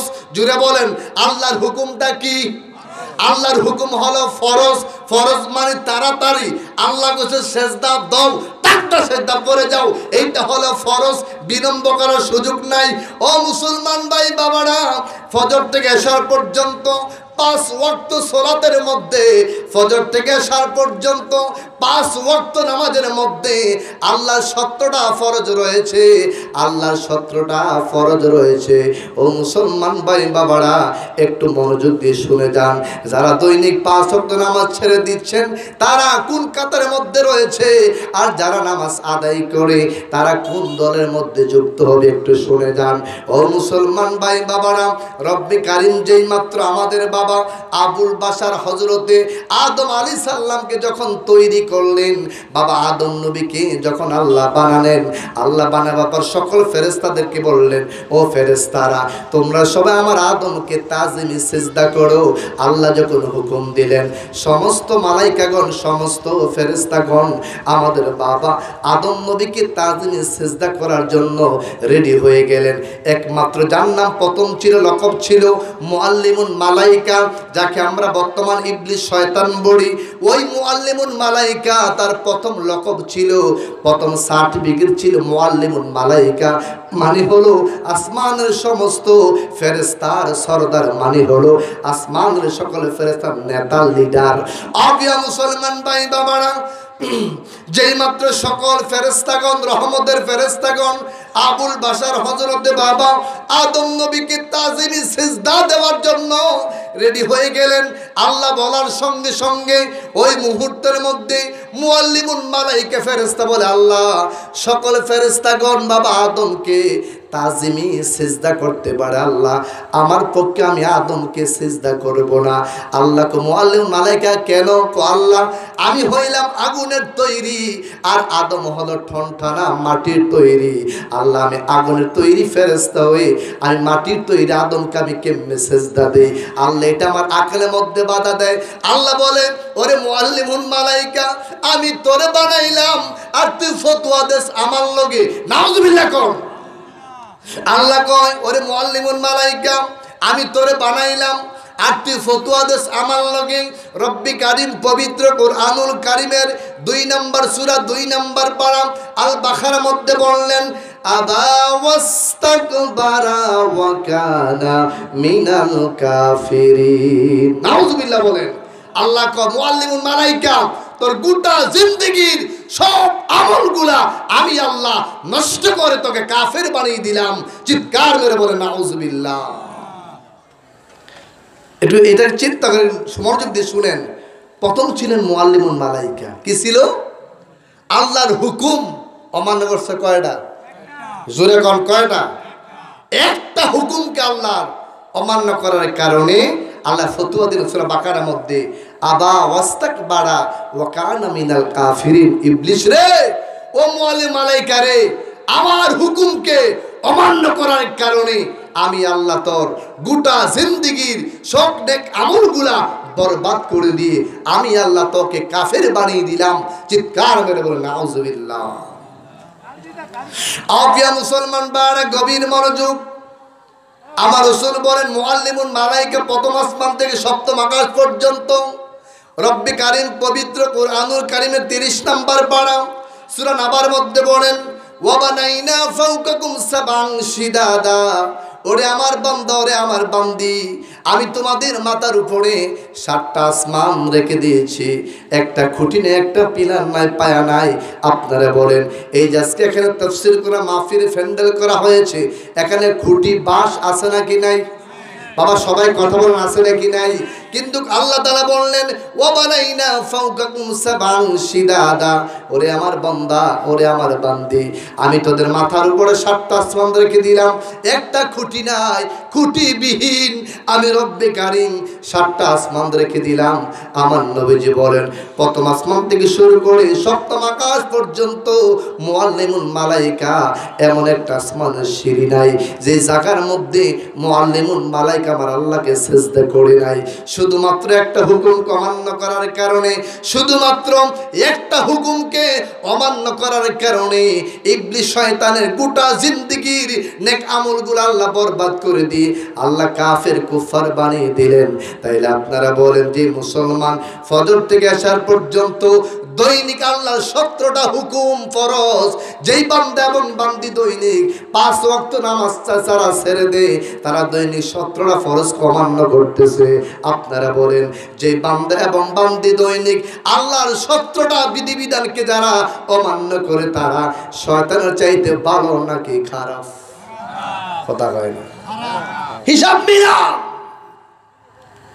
একটা হুকুমকে অমান্য করার কারণে আবা ওয়াস্তাকবারা ওয়া কানা মিনাল কাফিরিন, সব আমলগুলা আল্লাহ নষ্ট করে দিয়েছে। আর যেই বান্দা, যেই বান্দি ফজর থেকে আসার পর্যন্ত দৈনিক রবের মাওলার 17টা ফরজ, 17টা বিধিবিধান যারা অমান্য করতেছে, লঙ্ঘন করতেছে, ওই মানুষগুলা শয়তানের চাইতে ভালো না খারাপ? তাহলে কি হিসাব মিলান না বাবা? আপনাদের এলাকায় মসজিদ আছে না? কথা আছে না? সত্যি করে বলেন তো বাবা, জুমার দিন যে মানুষগুলা হয়, মুসল্লিগুলা হয়, তাদেরকে আসরে পাওয়া যায়? মাগরিব, এশার, ফজর বিল হুজুরে পাগল হয়েছে, ফজর বিল আইতাম আরিফ বাহুরে, যে একটা মজার ঘুম লাগে ফজরের সময়। মুয়াজ্জিন কা সালাতু খায়রুম মিনান নাউম, ঘুম থেকে নামাজ। আরে কথা গেল, ঘুম থেকে নামাজ। আর শয়তানে মাথার দেখে তুই আমার ধর্মের বাপ, সুন্দর করে ঘুমা, নামাজের থেকে ঘুমটা উত্তম। জোরে করে নাউজুবিল্লাহ। দেখবেন সারা রাত ঘুম হয় না, ফজরের সময় মজার ঘুম। অপ্রিয় মুসলমান বাড়ায় গভীর মনোযোগ। মক্কার একজন সাহাবী, যার নাম হযরত মাওলা আলী রাদিয়াল্লাহু তাআলা, যিনি 4র্থ নম্বর খলিফা, যিনি 4র্থ নম্বর সাহাবী, হযরত মাওলা আলী রাদিয়াল্লাহু তাআলা। আপনারা বলেন আমার নবীজির সাহাবায়ে কেরাম জান্নাতি না জাহান্নামী? সকল সাহাবায়ে কেরাম জান্নাতি। ও মুসলমান ভাই বাবারা, যে মানুষটা আমার নবীকে ঈমানের চোখে দেখেছেন তারা হলো জান্নাতি। ও মুসলমান ভাই বাবারা, আমার নবী সুনানে তিরমিজির হাদিসটা বললেন, আমরা কামেল ক্লাসের মধ্যে, মাস্টার্সের মধ্যে, ফার্স্ট ইয়ারের মধ্যে পড়েছি। আমার নবীজি বললেন ক্বালান নবী সাল্লাল্লাহু আলাইহি ওয়াসাল্লাম লা তামাসসুন নারু মুসলিমান রানি আও রামান রানি। আমার নবীজি বলেন লা তামাসসু মুসলিমান নারী, যে মুসলমান আমি রাসূলকে দেখবে, আও রামান রানি, যে মুসলমান আমাকে দেখবে, তার জন্য দুজকের আগুনটা হারাম হয়ে যাবে। সুবহানাল্লাহ। আর জোরে বলেন না সুবহানাল্লাহ। নবীকে দেখলে জাহান্নামের আগুন হারাম হয়ে যায়। লা তামাসসুন নারু মুসলিমান, যে মুসলমান নবীকে দেখবে, রানি, ওই মুসলমানের জন্য আল্লাহ আগুনটা হারাম করে দিবে। আল্লাহু আকবার বলেন। মুসলমান ভাই বাবারা, আমরা সবাই কবরের মধ্যে চলে যাব। আজকে মজলিসের মধ্যে আমাদের অনেকের মা নাই, আমাদের অনেকের বাবা নাই, আমাদের অনেক আওলাদ অন্ধকার কবরের মধ্যে ঘুমিয়ে আছে। আমাদের সবাইকে ওই কবরের মধ্যে যেতে হবে কি হবে না? জোরে বলেন, হবে কি হবে না? মুসলমান ভাই বাবারা, আমরা সবাই কবরের প্যাসেঞ্জার, আমরা সবাই কবরের যাত্রী। আপনি কোটি কোটি মিলিয়ন টাকার মালিক হইতে পারেন, আপনার জন্য যেই কবর, একটা রিস্কাওয়ালা, সিনজিওয়ালা, অটোওয়ালা, দিন মজুর, সুইপার, তার জন্য একই কবর। এমন হাদিসের মধ্যে নাই, কোরআনের মধ্যে নাই যে এমপির জন্য, মন্ত্রীর জন্য, প্রেসিডেন্টের জন্য, বাচ্চার জন্য স্বর্ণের কবর, লেপ্তসুখ দিয়া তো, এমন আছে নাকি? বাবা কথা বলেন, আছে নাকি? না। একটা এমপি, মন্ত্রী, প্রেসিডেন্ট, বাদশা, যিনি মিলিয়ন মিলিয়ন টাকার মালিক ছিলেন, যার কথা দেশের মানুষ শুনতো, ওই লোকটা ইন্তেকাল করলে তার জন্য যেই মাটির কবর, একটা রিস্কাওয়ালা ড্রাইভার, অটোওয়ালা ড্রাইভার, সিনজি দিন মজুর, তার জন্য একই কবর। আর একটা এমপি, মন্ত্রী, প্রেসিডেন্ট যেই কাতারে দাঁড়িয়ে দাঁড়িয়ে মসজিদের মধ্যে নামাজ আদায় করতে পারবে, একটা এমপির গায়ের সাথে গা লাগিয়ে একটা রিস্কাওয়ালা নামাজ আদায় করতে পারবে। কথা কোন ঠিক কিনা? মুসলমান ভাই বাবারা, আমার আল্লাহ দুইটা জায়গার মধ্যে ক্লাস ফিট করে নাই। মসজিদ আর কবর। মসজিদ আর কবরের মধ্যে কোনো এমপি, মন্ত্রী, প্রেসিডেন্ট, বাচ্চার কোনো আপনার ক্লাস নাই। একটা এমপি, একটা মন্ত্রী, একটা প্রেসিডেন্ট, বাচ্চা যেই কাতারের মধ্যে দাঁড়িয়ে নামাজ আদায় করতে পারবে, একটা সুইপার, দিন মজুর, মূর্খ মানুষ, যে লেখাপড়া জানে না, ওই লোকটাও কিন্তু এমপির সাথে, মন্ত্রীর সাথে কাদের সাথে কা লাগিয়ে দাঁড়িয়ে দাঁড়িয়ে নামাজ আদায় করতে পারবে। এখানে রব্বি কারিম আমার নবী ক্লাস ফিট করে নাই। কথা কোন ঠিক কিনা? কিন্তু একটা এমপি, মন্ত্রী, প্রেসিডেন্ট, বাদশা যেই বিমান দিয়ে চলে, যেই গাড়ি দিয়ে চলে, আপনি আমি গরিব মানুষ, ওই গাড়ি দিয়ে আপনি আমি নাও চলতে পারি, আল্লাহ আবার চালাইতে পারে, কিন্তু ওই জায়গার মধ্যে ক্লাস ফিট করা আছে। কিন্তু নামাজের মধ্যে ক্লাস ফিট করে নাই, কবরের মধ্যে ক্লাস ফিট করে নাই। ও আমার মুসলমান ভাই বাবারা, আমাদের বাবা যেই কবরের মধ্যে শুয়ে আছেন, আমাদের মা যেই কবরের মধ্যে শুয়ে আছেন, আমাদের দাদা দাদি, আমাদের পূর্বপুরুষগণ যেই জায়গার মধ্যে শুয়ে আছেন, ওইটা হলো আমাদের আসল ঘর, ওইটা হলো আমাদের আসল বাড়ি। দুনিয়ার পাঁচতলা বাড়ি, দুনিয়ার মার্কেট, দুনিয়ার গাড়ি বাড়ি, এইগুলো আপনার আমার সম্পদ নয়, বাড়ি নয়। এইগুলো হলো 2 দিনের জন্য আপনার আমার মালিক, কিন্তু আসল বাড়ি হলো কবর, আসল ঘর হলো কবর। আমরা সবাই তো কবরে চলে যাব। ও মুসলমান ভাই বাবারা, আমাদের সামনে মালাকুল মউত আসার পূর্বে, আমাদের গায়ের মধ্যে সাদা কাফনের কাপড় লাগার পূর্বে, আমরা ঘুমের ঘরে একবার হলেও আমরা নবীকে দেখতে চাই কি চাই না? আর জোরে বলুন, চাই কি চাই না? প্রিয় মুসলমান ভাই বাবারা, হযরত আলী রাদিয়াল্লাহু তাআলা 4th নম্বর খলিফা, 4th নম্বর সাহাবী, হযরত আলীকে আমার নবীজি নিয়ে একটা সফরের মধ্যে রওনা হয়ে গেলেন। যাইতে যাইতে যাইতে যাইতে আমার নবী হাঁটতে হাঁটতে একটু ক্লান্তি হয়ে গেলেন। আমার রাসূল বলল, রে হযরত আলী, ওই যে একটা বৃক্ষ দেখা যায়, চলো আমরা একটু বৃক্ষের নিচে বসি, আমরা একটু বিশ্রাম নেব। আমি রাসূল হাঁটতে হাঁটতে আমার শরীরটা দুর্বল, ক্লান্তি হয়ে গেছে, তুমি আলী একটু আসাম দিয়ে বসো তোমার ডান উরাতের মধ্যে, আমি নবীজির মাথা মুবারক রেখে আমি একটু বিশ্রাম করব। আল্লাহু আকবার বলেন। আবিয়া মুসলমান বাড়া গভীর মনোযোগ। যেই মাত্র আমার দয়াল নবী রহমাতাল লিল আলামিন হযরত আলী রাদিয়াল্লাহু তাআলা আনহুর ডান উরাতের মধ্যে আমার নবীর পবিত্র মাথা মুবারক, স্যার মুবারক রেখে আমার নবী ঘুমিয়ে গেলেন। হঠাৎ করে হযরত আলী রাদিয়াল্লাহু তাআলা দেখলেন আসরের সূর্যটা লাল হয়ে মাগরিবের দিকে চলে যাচ্ছে। তিনি আসরের সালাত ওই দিন আদায় করতে পারলেন না। আফিয়া মুসলমান ভাই বাবারা, হযরত মাওলা আলী রাদিয়াল্লাহু তাআলা চোখের পানির কান্দের বনে আমি হযরত আলী রাদিয়াল্লাহু তাআলা আমি ছোট্টবেলা ইসলাম ধর্ম গ্রহণ করেছি, আমার উপর যখন নামাজটা ফরজ হয়ে যায় এই পর্যন্ত আমি হযরতে আলী রাদিয়াল্লাহু তাআলা আমার জীবনে আমার লাইফে আমি কোনোদিন এক ওয়াক্ত নামাজ তরফ করি নাই। আজকে আমার কুলের মধ্যে আল্লাহর মেহমান আল্লাহর নবী আমার কুলের মধ্যে ঘুমাচ্ছে, কিন্তু আমি হযরতে আলী রাদিয়াল্লাহু তাআলা আজকে তো আমি আসরের সালাত আদায় করতে পারি নাই, আজকে তো আমি হযরতে আলী আসরের নামাজ আদায় করতে পারি নাই। এখন আমি কি করব? আমার নবী ঘুমাচ্ছে, এমন একজন নবী আমার কোলে ঘুমাচ্ছে যাকে ধাক্কা দিয়ে দাগ দিলে বেয়াদবি হয়ে যাবে, ঘুমটাকে বাংলা এখানে বেয়াদবি হয়ে যাবে।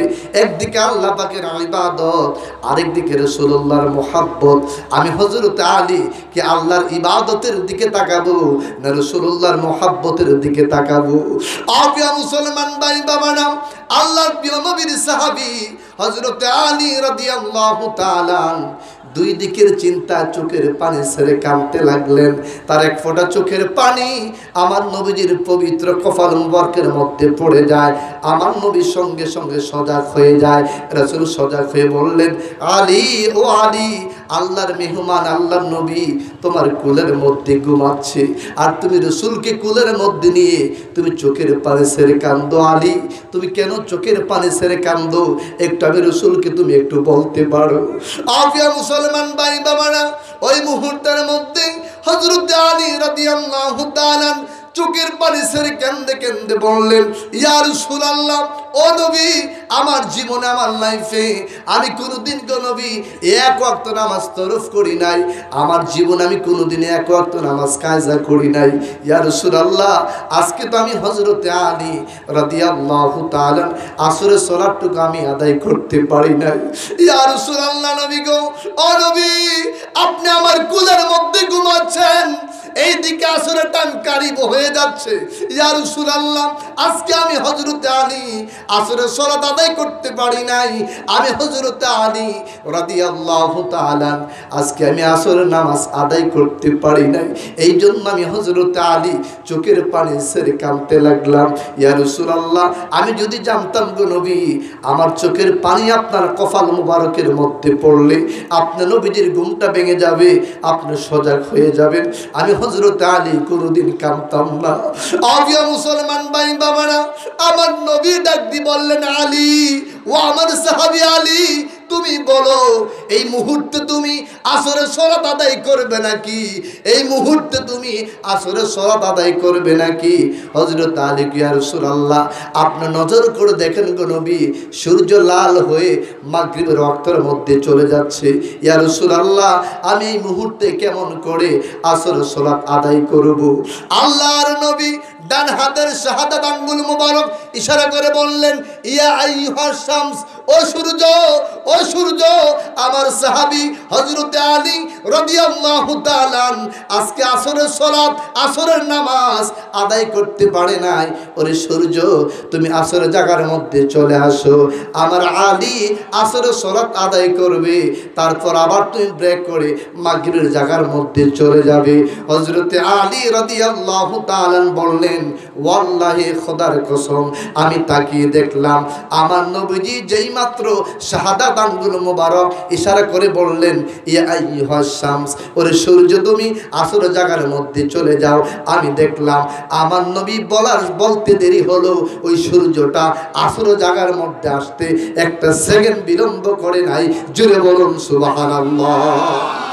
আফিয়া মুসলমান ভাই বাবা, সাহাবায়ে কেরাম জান্নাতি জান্নাতি জান্নাতি, যাদেরকে আমার নবী মক্কার জমিনে যেই 10 জন সাহাবায়ে কেরামকে জান্নাতের টিকিট দান করেছেন, জান্নাতের সুসংবাদ দিয়েছেন, যাদেরকে আশারায়ে মুবাশশিরা বলা হয়, যে 10 জন সাহাবীদেরকে আমার নবী জীবদ্দ অবস্থায় মক্কার জমিনে যাদেরকে জান্নাতের সুসংবাদ দান করেছিলেন, তাদের মধ্যে 10 জন সাহাবীদের মধ্যে 4 নাম্বার সাহাবী হলো হযরতে আলী রাদিয়াল্লাহু তাআলা। ও আমার মুসলমান ভাই বাবার, কেমনে বুঝাইতাম, যেই সাহাবায়ে কেরাম দুনিয়ার জমিনে জান্নাতের মেহমান হওয়ার পরেও যে সমস্ত সাহাবায়ে কেরাম দুনিয়ার জমিনে জান্নাতের সুসংবাদ পাওয়ার পরেও নামাজের জন্য পাগল হয়ে যাইতেন, নামাজের জন্য ব্যস্ত হয়ে যাইতেন। ও আমার মুসলমান ভাই বাবারা, আজকে আমরা যারা 2025 সালের মধ্যে 24শে ফেব্রুয়ারির মধ্যে আজকে আমরা যারা মাহফিলের মধ্যে বসে গেলাম, এই তাফসীরুল কুরআন মাহফিলের মধ্যে আমরা যারা বসে গেলাম, আপনারা বলেন আমাদের মধ্যে কারা জান্নাতি কারা জাহান্নামী?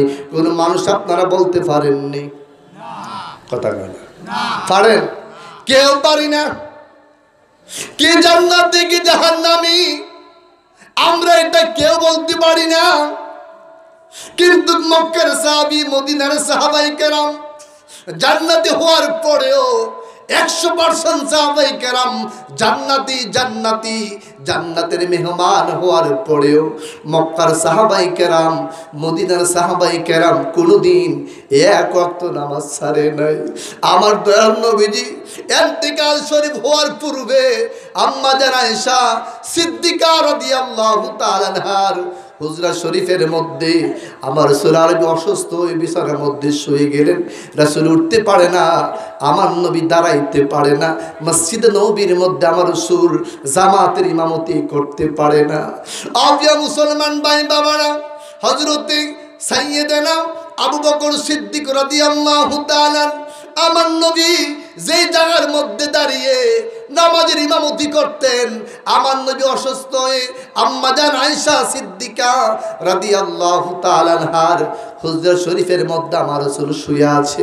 হযরতে সিদ্দিকা আকবর রাদিয়াল্লাহু তাআলা আমার নবীর ইমামতির জায়গার মধ্যে দাঁড়িয়ে দাঁড়িয়ে তিনি ইমামতি করতেছেন তাহার নেতৃত্বে। মসজিদে নববীর মধ্যে সাহাবায়ে কেরাম তাহার পেছনে ইক্তেদা করে সাহাবায়ে কেরাম নামাজ আদায় করতে লাগলেন।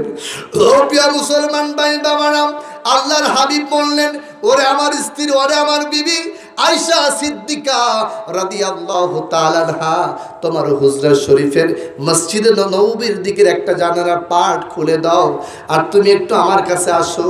আমি রাসূল তোমার কাঁধের মধ্যে হাত রেখে একটু সোজা হয়ে দাঁড়াবো, আর আমি রাসূল তাকিয়ে দেখব আমি রাসূল মসজিদ নববীর মধ্যে নাই, আমার সাহাবায়ে কেরাম কি করে কি করতেছে, আমি রাসূল একটু তাদেরকে একটা নজর দেখতে চাই।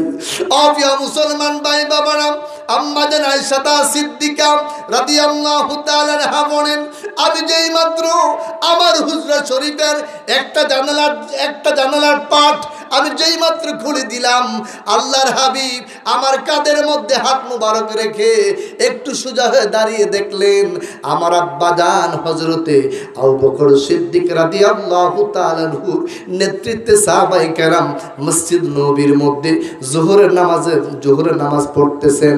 আল্লাহর হাবিব দৃশ্য দেখার পর আমার প্রিয় নবী জার জার করে চক্ষু মুবারকের পানি মুবারক ছেড়ে কাঁদতে লাগলেন। আম্মা জান আয়েশা সিদ্দিকা রাদিয়াল্লাহু তাআলা বললেন, ইয়া রাসূলুল্লাহ, আপনি কেন কাঁদতে লাগলেন? ইয়া রাসূলুল্লাহ, ও নবী, আপনি কেন কাঁদতে লাগলেন? আপনি মসজিদের মধ্যে উপস্থিত নাই। আমার বাবা সিদ্দিক আকবর নেতৃত্বে সাহাবায়ে কেরাম জোহরের সালাত মসজিদ নববীর মধ্যে আদায় করতেছে। ইয়া রাসূলুল্লাহ, আপনি নবীকে চোখের পানি ছেড়ে কাঁদেন। আমার রাসূল বললেন, আয়েশা রে, ও আমার বিবি আয়েশা, আজকের কান্না দুঃখের কান্না নয়, আজকের কান্নার আয়েশা আমার কষ্টের কান্না নয়। ও আমার বিবি আয়েশা সিদ্দিকা, তুমি শুনো, এই নামাজকে প্রতিষ্ঠিত করার জন্য, আল্লাহর দ্বীনকে কায়েম করার জন্য আমি নবী উহুদের ময়দানে আমি রক্ত মোবারক দিয়েছি। ওরে আমার বিবি আয়েশা সিদ্দিকা, আমি রাসূল উহুদের ময়দানে আমার দন্ত মোবারক আমি শহীদ করেছি। তায়েফের জমিনের মধ্যে আমি রক্ত জড়িয়েছি। আমার সাহাবায়ে কেরাম শহীদ হয়েছে, শাহাদাত বরণ করেছে একমাত্র দুনিয়ার জমিনে আল্লাহর দ্বীনকে কায়েম করার জন্য। ওরে আমার বিবি আয়েশা সিদ্দিকা, আজকে তাকিয়ে দেখো মসজিদ নববীর মধ্যে আমি রাসূল নাই, তোমার বাবার নেতৃত্বের মধ্যে তোমার বাবাকে ইমাম বানিয়ে আবার সাহাবায়ে কেরাম তোমার বাবার পেছনে যোহরের নামাজ আদায় করতেছে। আমার নবী তখন দোয়া করলেন, আল্লাহ আমি রাসূল দুনিয়ার জমিন থেকে বিদায় হয়ে যাব, আল্লাহ কিয়ামত পর্যন্ত আমার উম্মত যাতে জামাতের সহিত নামাজ আদায় করতে পারে। আল্লাহ আমি রাসূল দুনিয়া থেকে বিদায় হয়ে যাব, আল্লাহ আমি রাসূল দোয়া করে যায় কিয়ামত পর্যন্ত আমার উম্মত যাতে জামাতের সহিত সালাত আদায় করতে পারে। ও মুসলমান ভাই বাবারা, আমার নবী দোয়া করে গেলেন, আল্লাহ কিয়ামত পর্যন্ত আমার উম্মতরা যাতে জামাতের সহিত নামাজ আদায় করতে পারে। আল্লাহ আপনি কবুল করেন। ও মুসলমান, ও আমার বাবারা, আল্লাহ দ্বীনের জন্য নবী অনেক কষ্ট করেছেন, সাহাবায়ে কেরাম অনেক কষ্ট করেছেন। আল্লাহ দ্বীনকে কায়েম করার জন্য, কোরআনের বিধিবিধান কায়েম করার জন্য আমার দয়াল নবী কত কষ্ট করেছেন, সাহাবায়ে কেরাম কত কষ্ট করেছেন। আই রাসূলের কষ্টের বিনিময়, সাহাবায়ে কেরামের কষ্টের বিনিময় আমরা দিন পেয়ে গেলাম, নামাজ পেয়ে গেলাম। এই জন্য আপনারা বলেন, আমরা দৈনিক তাকবীর উলার সাথে ইমামের নেতৃত্বে আমরা দৈনিক মসজিদের মধ্যে তাকবীর উলার সাথে আমরা নামাজ আদায় করতে চাই কি চাই না? আরে জোরে বলুন, চাই কি চাই না? একটু দরুদ পড়ি, আল্লাহুম্মা সাল্লি মা আদু আলা আলি সাইয়্যিদিনা আল্লাহ আপনি দয়া করেন, নসিব করেন মদিনায়, নবীজিকে না দেখায়া কবর দেশে নিও না। আল্লাহুম্মা সাল্লি মাওলানা মুহাম্মদ ওয়া আলা আলি মাওলানা। আপনার খারাপ লাগতেছে? বা যে কথাগুলো বলেছি কুরআন সুন্নাহ ভিত্তিক বলেছি, কথা কোন ঠিক কিনা? কিসসা কাহিনী বলি নাই, কথা কোন ঠিক কিনা? আমি পায় মাহফিলে দেখছি রে বাবা, যে আলেমগণ কুরআন হাদিস ভিত্তিক কথা বলে মানুষ উঠা বসা করে, কিসসা কাহিনী করলে জিম ধরে বইয়া থাকে, কথা কোন ঠিক কিনা? কুরআন হাদিস সবার কাছে ভালো লাগে, মজা লাগে না। আমি যে আয়াত নিয়েছিলাম পবিত্র কোরআনুল কারিমের 94 নম্বর সূরা 30 নম্বর পারা সূরা ইনশিরাতে 4 নম্বর আয়াত তেলাওয়াত করেছিলাম। কয় নাম্বার? 4 নম্বর। ওয়ারাফা'না লাকা যিকরাক। আল্লাহ বলেন, হাবিব ও আমার বন্ধু, আমি আল্লাহ আপনার সম্মানকে, আমি আল্লাহ আপনার মর্যাদাকে বুলন্দ করে দিয়েছি, বাড়িয়ে দিয়েছি। যেটা বলেন না সুবহানাল্লাহ। নবীর সম্মান বাড়িয়েছেন কে? নবীর সম্মান বাড়িয়েছেন কে? আল্লাহ। আপিয়া মুসলমান ভাইরা, আমার নবী কেমন নবী, নবীর কেমন সম্মান। এই দুনিয়ার জমিনে আদম আলাইহিস সালাম থেকে শুরু করে ঈসা রুহুল্লাহ পর্যন্ত 1,24,000 মতান্তরে 2,24,000 কমার বেশি পয়গাম্বর পৃথিবীর মধ্যে আগমন করেছেন, পৃথিবীর মধ্যে তাশরিফ নিয়েছেন। ও আমার মুসলমান ভাই বাবার গভীর মনোযোগ, আমার নবীর কেমন সম্মান, আমার নবীর কেমন ইজ্জত আমার আল্লাহ দান করেছেন, পৃথিবীর কোনো মানুষ দান করে নাই।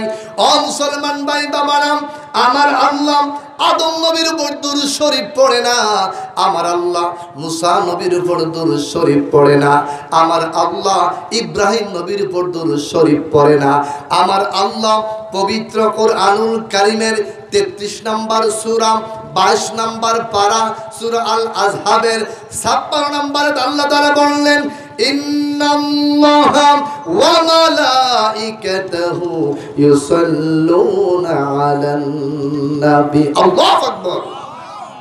আল্লাহ তাআলা বললেন, আমি আল্লাহ, নিশ্চয় আমি আল্লাহ রাব্বুল আলামিন আমার সমস্ত মালাইকাদেরকে নিয়ে আমার সমস্ত রহমতের ফেরেশতাদেরকে নিয়ে আমি আল্লাহ আমার বন্ধুর উপরে দরুদ শরীফ পড়ি। ও মুসলমান ভাই বাবারা, আমার আল্লাহ আমার নবীর উপর দরুদ শরীফ পড়ে, আল্লাহ রহমতের ফেরেশতাগণ আমার নবীর উপর দরুদ শরীফ পড়ে। বাকি অংশের মধ্যে আল্লাহ কাদেরকে বললেন নবীর উপর দরুদ শরীফ পড়ার জন্য? ও মুসলমান ভাই বাবারা, বাংলাদেশের জমিনে কাফেরদের অভাব নাই, বাংলাদেশের জমিনে হিন্দুর অভাব নাই, বাংলাদেশের জমিনে খ্রিস্টানের অভাব নাই, বাংলাদেশের জমিনে মুরতাদদের অভাব নাই, বাংলাদেশের জমিনে জানাখুরদের অভাব নাই, বাংলাদেশের জমিনে শুধু সুগুলকুর মানুষের অভাব নাই। আল্লাহ কাদেরকে বললেন নবীর উপর দুরূদ শরীফ পড়ার জন্য? 33 নম্বর সূরা 22 নম্বর পারা সূরা আল আযহাবের 56 নম্বর আয়াতে আল্লাহ ক্লিয়ার করে দিলেন, আল্লাহ পরিষ্কার করে দিলেন কারা আমার নবীর উপর দুরূদ শরীফ পড়বে। আল্লাহ তাআলা বললেন, ইয়া আইয়ুহাল্লাযীনা আমানু সাল্লু আলাইহি ওয়া সাল্লিমু তাসলিমা। আল্লাহু আকবার বলেন। আল্লাহ তাআলা বললেন, ইয়া আইয়ুহাল্লাযীনা আমানু, তোমরা যারা আমার জগতের মধ্যে ইমানদার রয়েছে, ইয়া আইয়ুহাল্লাযীনা আমানু, ও ইমানদাররা, ইয়া আইয়ুহাল্লাযীনা আমানু, ও মুত্তাকিনেরা, সাল্লু আলাইহি ওয়া সাল্লিমু তাসলিমা, তোমরা আদবের সহিত আমার বন্ধুকে সালাম দাও, তোমরা আদবের সহিত আমার বন্ধুর উপর দরুদ শরীফ পড়ো। তাইলে আপনারা বলেন, ইমানদার মুত্তাকিন বান্দা এবং বান্দিকে নবীর উপরে দরুদ শরীফ পড়ার জন্য আদেশ করলেন কে? আর জোরে বলেন কে? আপিয়া মুসলমান ভাই বাবারা, আমার নবীজি হাদিসের মধ্যে বলেন, যদি কোনো উম্মত আমার উপরে শুধুমাত্র একবার দুরূদ শরীফ পড়ে, সবচাইতে ছোট্ট দুরূদ শরীফ হলো সাল্লাল্লাহু আলাইহি ওয়াসাল্লাম।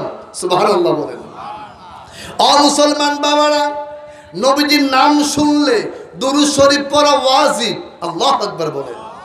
নবীজির নাম শুনলে দুরূদ শরীফ পড়া ওয়াজিব। ওয়াজিব তরফ করলে কবিরা গুনাহ। আপনি শুনেছেন মুহাম্মদ, বলতে হবে সাল্লাল্লাহু আলাইহি ওয়াসাল্লাম। আমার নবীজি বলেন, আমার কোন উম্মত যদি শুধুমাত্র একবার আমার উপর শুধু একবার দরুদ শরীফ পড়ে, আমার রাসূল আরবি বললেন, একবার দরুদ শরীফ পড়ার সঙ্গে সঙ্গে আমার আল্লাহ তার আমল থেকে 10টা গুনাহ মাফ করে দেয়। একবার দরুদ শরীফ পড়ার সঙ্গে সঙ্গে তার উপর আমার আল্লাহ 10টা রহমত নাজিল করেন। একবার দরুদ শরীফ পড়ার সঙ্গে সঙ্গে আমার আল্লাহ আমার উম্মতকে 10টা স্পেশালিটি ভাবে সম্মান মর্যাদা বৃদ্ধি করে দেয়। কয়বার পড়লে কি হবে? ঘুমাইছেন নাকি? কারা ঘুমাইছেন হাত তুলে দেখাই। ঘুমাইছেন না? গাড়ি ব্রেক ফিল ঘুমাই না, সজাগ না সবাই? কয়বার দুরূদ পড়লে? মাত্র একবার দুরূদ পড়লে 10টা গুনাহ মাফ, 10টা রহমত নাজিল হয়, 10টা সম্মান আল্লাহ বৃদ্ধি করে দেয়। আল্লাহু আকবার বলে। সিয়াসিত্তার হাদিস, সুনানে তিরমিজির হাদিস, নবীর 2 নম্বর খলিফা, 2 নম্বর সাহাবী উমর ইবনুল খাত্তাব রাদিয়াল্লাহু তাআলা তিনি হাদিস রাওয়ায়াত করেছেন। তিনি বলেছেন, ইন্না দুআ মাওকুফুম বাইনাস সামাই ওয়াল আরদ লা ইয়াসআদু মিনহা শাইউন হাত্তা তুসাল্লি আলা নাবিক। হযরত ওমর ইবনুল খাত্তাব রাদিয়াল্লাহু তাআলা দুনিয়ার জমিনে নিশ্চয়ই যত দোয়া আছে, মানুষ যত দোয়া করে, দোয়াগুলা প্রথম আসমানকে সামায়ে দুনিয়া বলা হয়।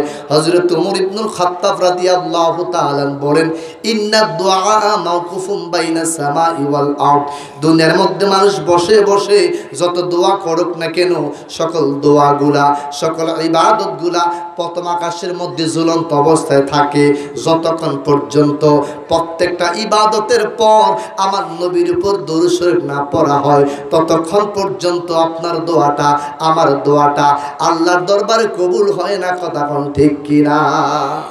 এই জন্য আমার প্রিয় মুসলমান ভাইরা, নামাজ পড়ার পর দরুদ শরীফ পড়া লাগবে, কুরআনুল কারীম তেলাওয়াত করার পর দরুদ শরীফ পড়া লাগবে, জিকির ফিকির করার পর দরুদ শরীফ পড়া লাগবে। কারণ দুরূদ শরীফ না পড়লে কোনো ইবাদত আল্লাহর কাছে কবুল হয় না, কোনো ইবাদত আল্লাহর কাছে মঞ্জুর হয় না।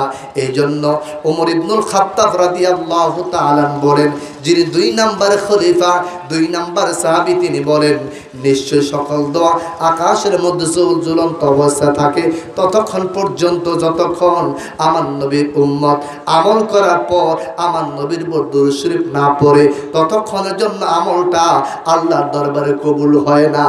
আপিয়া মুসলমান ভাই বাবারা, দুরূদ শরীফ এমন একটা মজার ইবাদত, দুরূদ শরীফ এমন একটা মজার বন্দেগী। সিয়াসিত্তার 2 নাম্বার কিতাব মুসলিম শরীফের মধ্যে আমার রাসূল আরবি হাদিসটা বললেন, ক্বালান নবী সাল্লাল্লাহু আলাইহি ওয়াসাল্লাম, মান সাল্লা আলাইয়া ওয়াজাবাত লাহু শাফাআতি।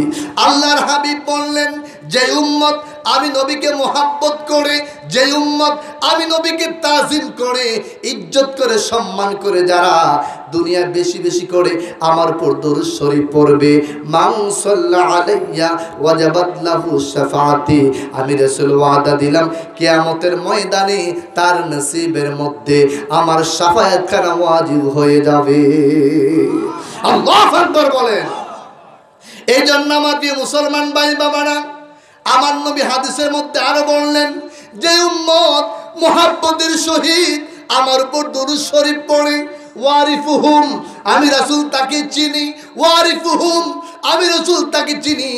আমার রাসূল বলেন, যে উম্মত দুনিয়ার জমিনে বেশি বেশি করে দুরূদ শরীফ পড়বে, যে উম্মত যত বেশি আমার উপর দুরূদ শরীফ পড়বে, ওই উম্মতরা কিয়ামতের দিন তত আমি নবীর কাছাকাছি থাকবে। আর জোরে বলেন না সুবহানাল্লাহ। আগে মুসলমান ভাইরা, যত আল্লাহওয়ালা ব্যক্তিগণ স্বপ্ন যুগে ঘুমের গড়ে আমার নবীকে দেখেছেন, যত মুহাদ্দিসিন কেরাম আমার নবীকে দেখেছেন, যত আল্লাহওয়ালা ব্যক্তি আমার নবীকে দেখেছেন, ও প্রিয় মুসলমান ভাই বাবারা, প্রত্যেকটা আল্লাহওয়ালা ব্যক্তি 5 ওয়াক্ত নামাজ আদায় করে সালাতুল ইশারার নামাজ আদায় করার পর মুহাদ্দিসিন কেরাম ওলি আল্লাহগণ যখন ঘুমাইতেন ওযু সহকারে, যখন ডান দিকের মধ্যে চিত্ত হয়ে কাত হয়ে যখন ঘুমাইতেন আর ঘুমানোর দোয়া পড়তেন, আল্লাহুম্মা বিইসমিকা আমুতু আহইয়া বলে, যেই মাত্র আল্লাহওয়ালা ব্যক্তিগণ যখন ডান দিকের মধ্যে শুয়ে দুরূদ শরীফ পড়তে পড়তে পড়তে পড়তে ঘুমিয়ে যাইতেন, হঠাৎ করে দেখতেন হাউজে কাউসার মালিক নবী তার ঘরের মধ্যে আগমন করেছেন। জুড়ে বলুন সুবহানাল্লাহ। আল্লাহু আকবার বলেন। আফিয়া মুসলমান ভাই বাবারা, যার তাফসীর, যার কিতাব না পড়লে আলেম হওয়া যায় না। প্রত্যেকটা ডিগ্রি ক্লাসের মধ্যে, আলিয়া মাদ্রাসার ডিগ্রি ক্লাসের মধ্যে, ফাজিল ক্লাসের মধ্যে প্রথম বছর যার কিতাবটা পড়ানো হয়, আল্লামা ইমাম জালালউদ্দিন সুয়ুতি রহমাতুল্লাহি আলাইহি যে কিতাবটা লিখেছেন, যে তাফসীরটা লিখেছেন, তার নাম হলো তাফসীরে জালালাইন শরীফ। ওই তাফসীরটা 2 জন আল্লাহওয়ালা ব্যক্তি লিখেছেন, একজন হলো মাওলানা রুমি রহমাতুল্লাহি আলাইহি, আরেকজন হলো আল্লামা ইমাম জালালউদ্দিন সুয়ুতি রহমাতুল্লাহি আলাইহি। আল্লামা ইমাম জালালউদ্দিন সুয়ুতি রহমাতুল্লাহি আলাইহি তার জীবনে, তার লাইফে ঘুমের ঘরে আমার নবীকে 75 বার দেখেছেন। জালালউদ্দিন সুয়ুতি 75 বার দেখল নবীজি, বলেন জালালউদ্দিন সুয়ুতি 75 বার দেখল নবীজি। এতবার দেখিয়াও নবী, এতবার দেখিয়াও নবী, তৃপ্তি তাহার হলো না।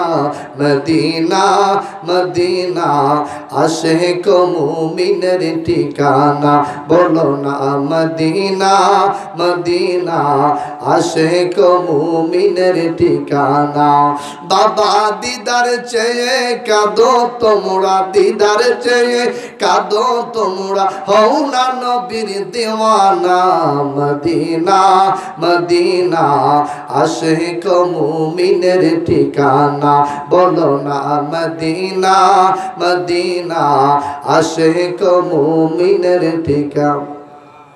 নবীর শ্রেষ্ঠ সাহাবী হযরত আবু বকর সিদ্দিকী বলেন নবীর শ্রেষ্ঠ সাহাবী হযরত আবু বকর সিদ্দিকী ভালোবেসে শুইল পাশে ভালোবেসে শুইল পাশে যাইয়া দেখো মদিনা মদিনা মদিনা আশিক মুমিনের ঠিকানা বলো না মদিনা মদিনা আশিক মুমিনের ঠিকানা জোরে বলুন মারহাবা। আফিয়া মুসলমান ভাই বাবারা, আজকে যারা মাহফিলের মধ্যে বসে গেলাম, তাফসীরুল কুরআন মাহফিলের মধ্যে আমরা যারা বসে গেলাম, আমাদের মধ্যে অনেকের 20 বছর, অনেকের 30 বছর, অনেকের 50 বছর, অনেকের 60 বছর, অনেকের 70 বছর। অপ্রিয় মুসলমান ভাই বাবারা, জগৎ বিখ্যাত ফতুয়া, অপ্রিয় মুসলমান ভাই বাবারা, জগৎ বিখ্যাত ফতুয়া যে কিতাবটা লিখেছেন আল্লামা জয়নাল আবদিন শামী রহমতুল্লাহি আলাইহি, ওই ফতুয়া শামীর মধ্যে জগৎ বিখ্যাত ফতুয়া শামীর মধ্যে দেখলাম তিনি ফতুয়া দিয়েছেন মানুষ জীবনে কত দুরূদ শরীফ পড়েছে।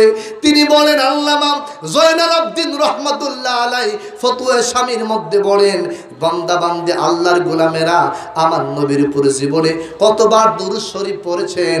জীবনে একবার দুরূদ যদি আল্লাহর দরবারে কবুল হয়ে যায়, জীবনে একবার দুরূদ যদি আল্লাহর দরবারে মঞ্জুর হয়ে যায়, ফতুয়া শামীর মধ্যে বিদ্যমান আমার আল্লাহ আপনার আমার জীবনের 80 বছরের গুনাহ আল্লাহ মাফ করে দিবে। আল্লাহু আকবার বলেন। কত বছরে কয়বার কবুল হলে? জীবনে একবার দুরূদ যদি আল্লাহর কাছে কবুল হয়ে যায়। আফিয়া মুসলমান ভাই বাবারা, আমার নবীজি সুনানে বাইহাকির মধ্যে বলেন এই আরদুর মধ্যে, জমিনের মধ্যে, মাটির মধ্যে কোটি কোটি কোটি কোটি লক্ষ লক্ষ নূরের ফেরেশতা রয়েছে। তাদের দায়িত্ব হলো, তাদের কর্ম হলো উম্মত যখন আমার নবীকে সালাম দেয়, উম্মত যখন আমার নবীর উপরে দরুদ শরীফ পড়ে, প্রতিটা সেকেন্ডে সেকেন্ডে, প্রতিটা মুহূর্তে মুহূর্তে ফেরেশতাগণ আমার নবীর উম্মতের সালামের উত্তরগুলা, সালামগুলা আমার নবীর রওজার মধ্যে পৌঁছায়া দেয়। প্রতি সেকেন্ডে সেকেন্ডে, মুহূর্তে মুহূর্তে আপনি যে ডিস্ট্রিক্ট থেকে, যে থানা থেকে, গ্রামের মধ্যে বসে বসে নবীর উপর দরুদ শরীফ পড়েন, ওই জায়গায় আল্লাহর ফেরেশতা হাজির। দরুদ পড়তে দেরি হয়, এখান থেকে মদিনা 6500 মাইল দূর মদিনাতুল মুনাওয়ারা, ফেরেশতাগণ দরুদ শরীফ পড়তে দেরি হয়, ফেরেশতাগণ আমার নবীর রওজা মুবারকের মধ্যে দরুদের আওয়াজটা পৌঁছাইতে বিলম্ব করে না। চিৎকার মেরে বলেন সুবহানাল্লাহ। এই জন্য দরুদ যখন পড়ব মুহাব্বতে পড়ব, আদবে পড়ব, রাসূলকে ভালোবেসে পড়ব, কারণ নবী আমাদের ঈমান। নবী আমাদের কি? ঈমান। আফিয়া মুসলমান ভাইরা, আমরা তো প্রতিদিন বিভিন্ন জেলায় ঘুরে ঘুরে মাহফিল করতে হয়। আমি দেখেছি প্রত্যেকটা মানুষ যেই মাত্র আপনার মাহফিলের মধ্যে বসে যায়, যেবলা দরুদ শরীফ পড়া হয়, আস্তে আস্তে দরুদ শরীফ পড়ে মনোজানটা আইয়ার যায়। 12 বছরা বেড়াই না, ঠিক নেই কথা কয় না, ঠিক না? ঝগড়া লাগলে এ লোকটা ফালতে লাড়িটা কই রে কয় না, কথা কয় না। হেলবাস হইল তেজ আই যে দরুদ শরীফ পড়ার জন্য বলা হয়, বক্তা দরুদ শরীফ পড়েন, আস্তে আস্তে জিমাইয়া জিমা দরুদ শরীফ পড়ে। এই কথাটা সত্য না মিথ্যা? কথা কয় না, মনে জানটা আইয়ার যায়।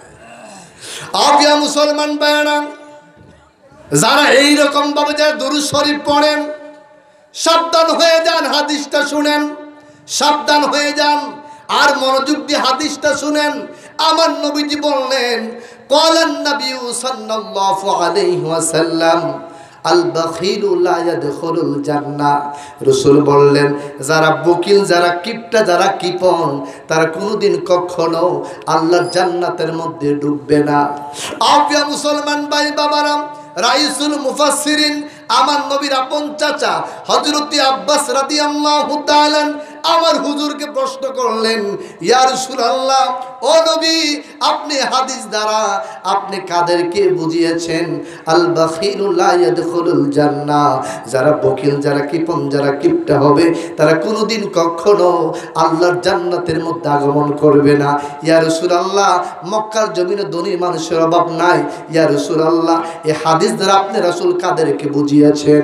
আল্লাহ রাসূল বললেন, ও আমার চাচা হযরত আব্বাস রাদিয়াল্লাহু তাআলা, এই হাদিস দ্বারা আমি নবী দুনিয়ার ধনীদেরকে বুঝাই নাই, এই হাদিস দ্বারা আমি রহমাতাল লিল আলামিন তাদেরকে বুঝিয়েছি চাচা, যারা দুনিয়ার জমিনে আমার উপর দুরূদ শরীফ পড়তে যারা বকিলামি করে, যারা আমার উপর দুরূদ শরীফ পড়তে কিপটামি করে, বকিলামি করে, আমি হাদিস দ্বারা তাদেরকে বুঝিয়েছি আল বখিলু লা ইয়াদখুলুল জান্নাহ, যারা আমি নবীর উপর দুরূদ শরীফ পড়তে কিপটামি করে, বকিলামি করে, অলসতা করে, ওই সমস্ত মানুষগুলা আল্লাহর জান্নাতে ঢুকবে না। জোরে বলুন নাউজুবিল্লাহ। এই জন্য আমার প্রিয় মুসলমান ভাই বাবারা, যখন নবীর উপরে দুরূদ শরীফ পড়ব, মহাব্বতে পড়ব, যেই মাত্র আমার নবীর উপর আমরা দুরূদ শরীফ পড়ব, ঈমানের চেতনায় পড়ব, মহাব্বতে পড়ব, তাজিমের সহিত পড়ব, কারণ আমার রাসূল আরবি বুখারী প্রথম নাম্বার খণ্ড 7 নাম্বার হাদিসের মধ্যে রাসূল বলেছেন, লা ইউমিনু আহাদুকুম হাত্তা আকুনা হাব্বা ইলাইহি মিন ওয়ালিদিহি ওয়া ওয়ালাদিহি ওয়ান নাসি আজমাইন।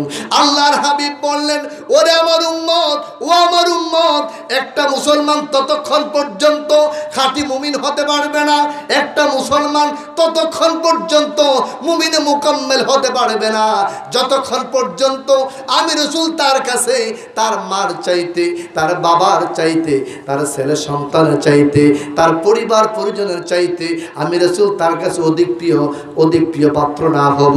লাস্টে রাসূল বললেন, তোমার নিজের জানের চাইতে যতক্ষণ পর্যন্ত আমি রাসূলুল্লাহকে মহাব্বত না করবা, তাজিম ভালোবাসা না দিবা, ততক্ষণের জন্য একটা মুসলমান পূর্ণাঙ্গ মুমিন হতে পারবে না। কথা কোন ঠিক কিনা?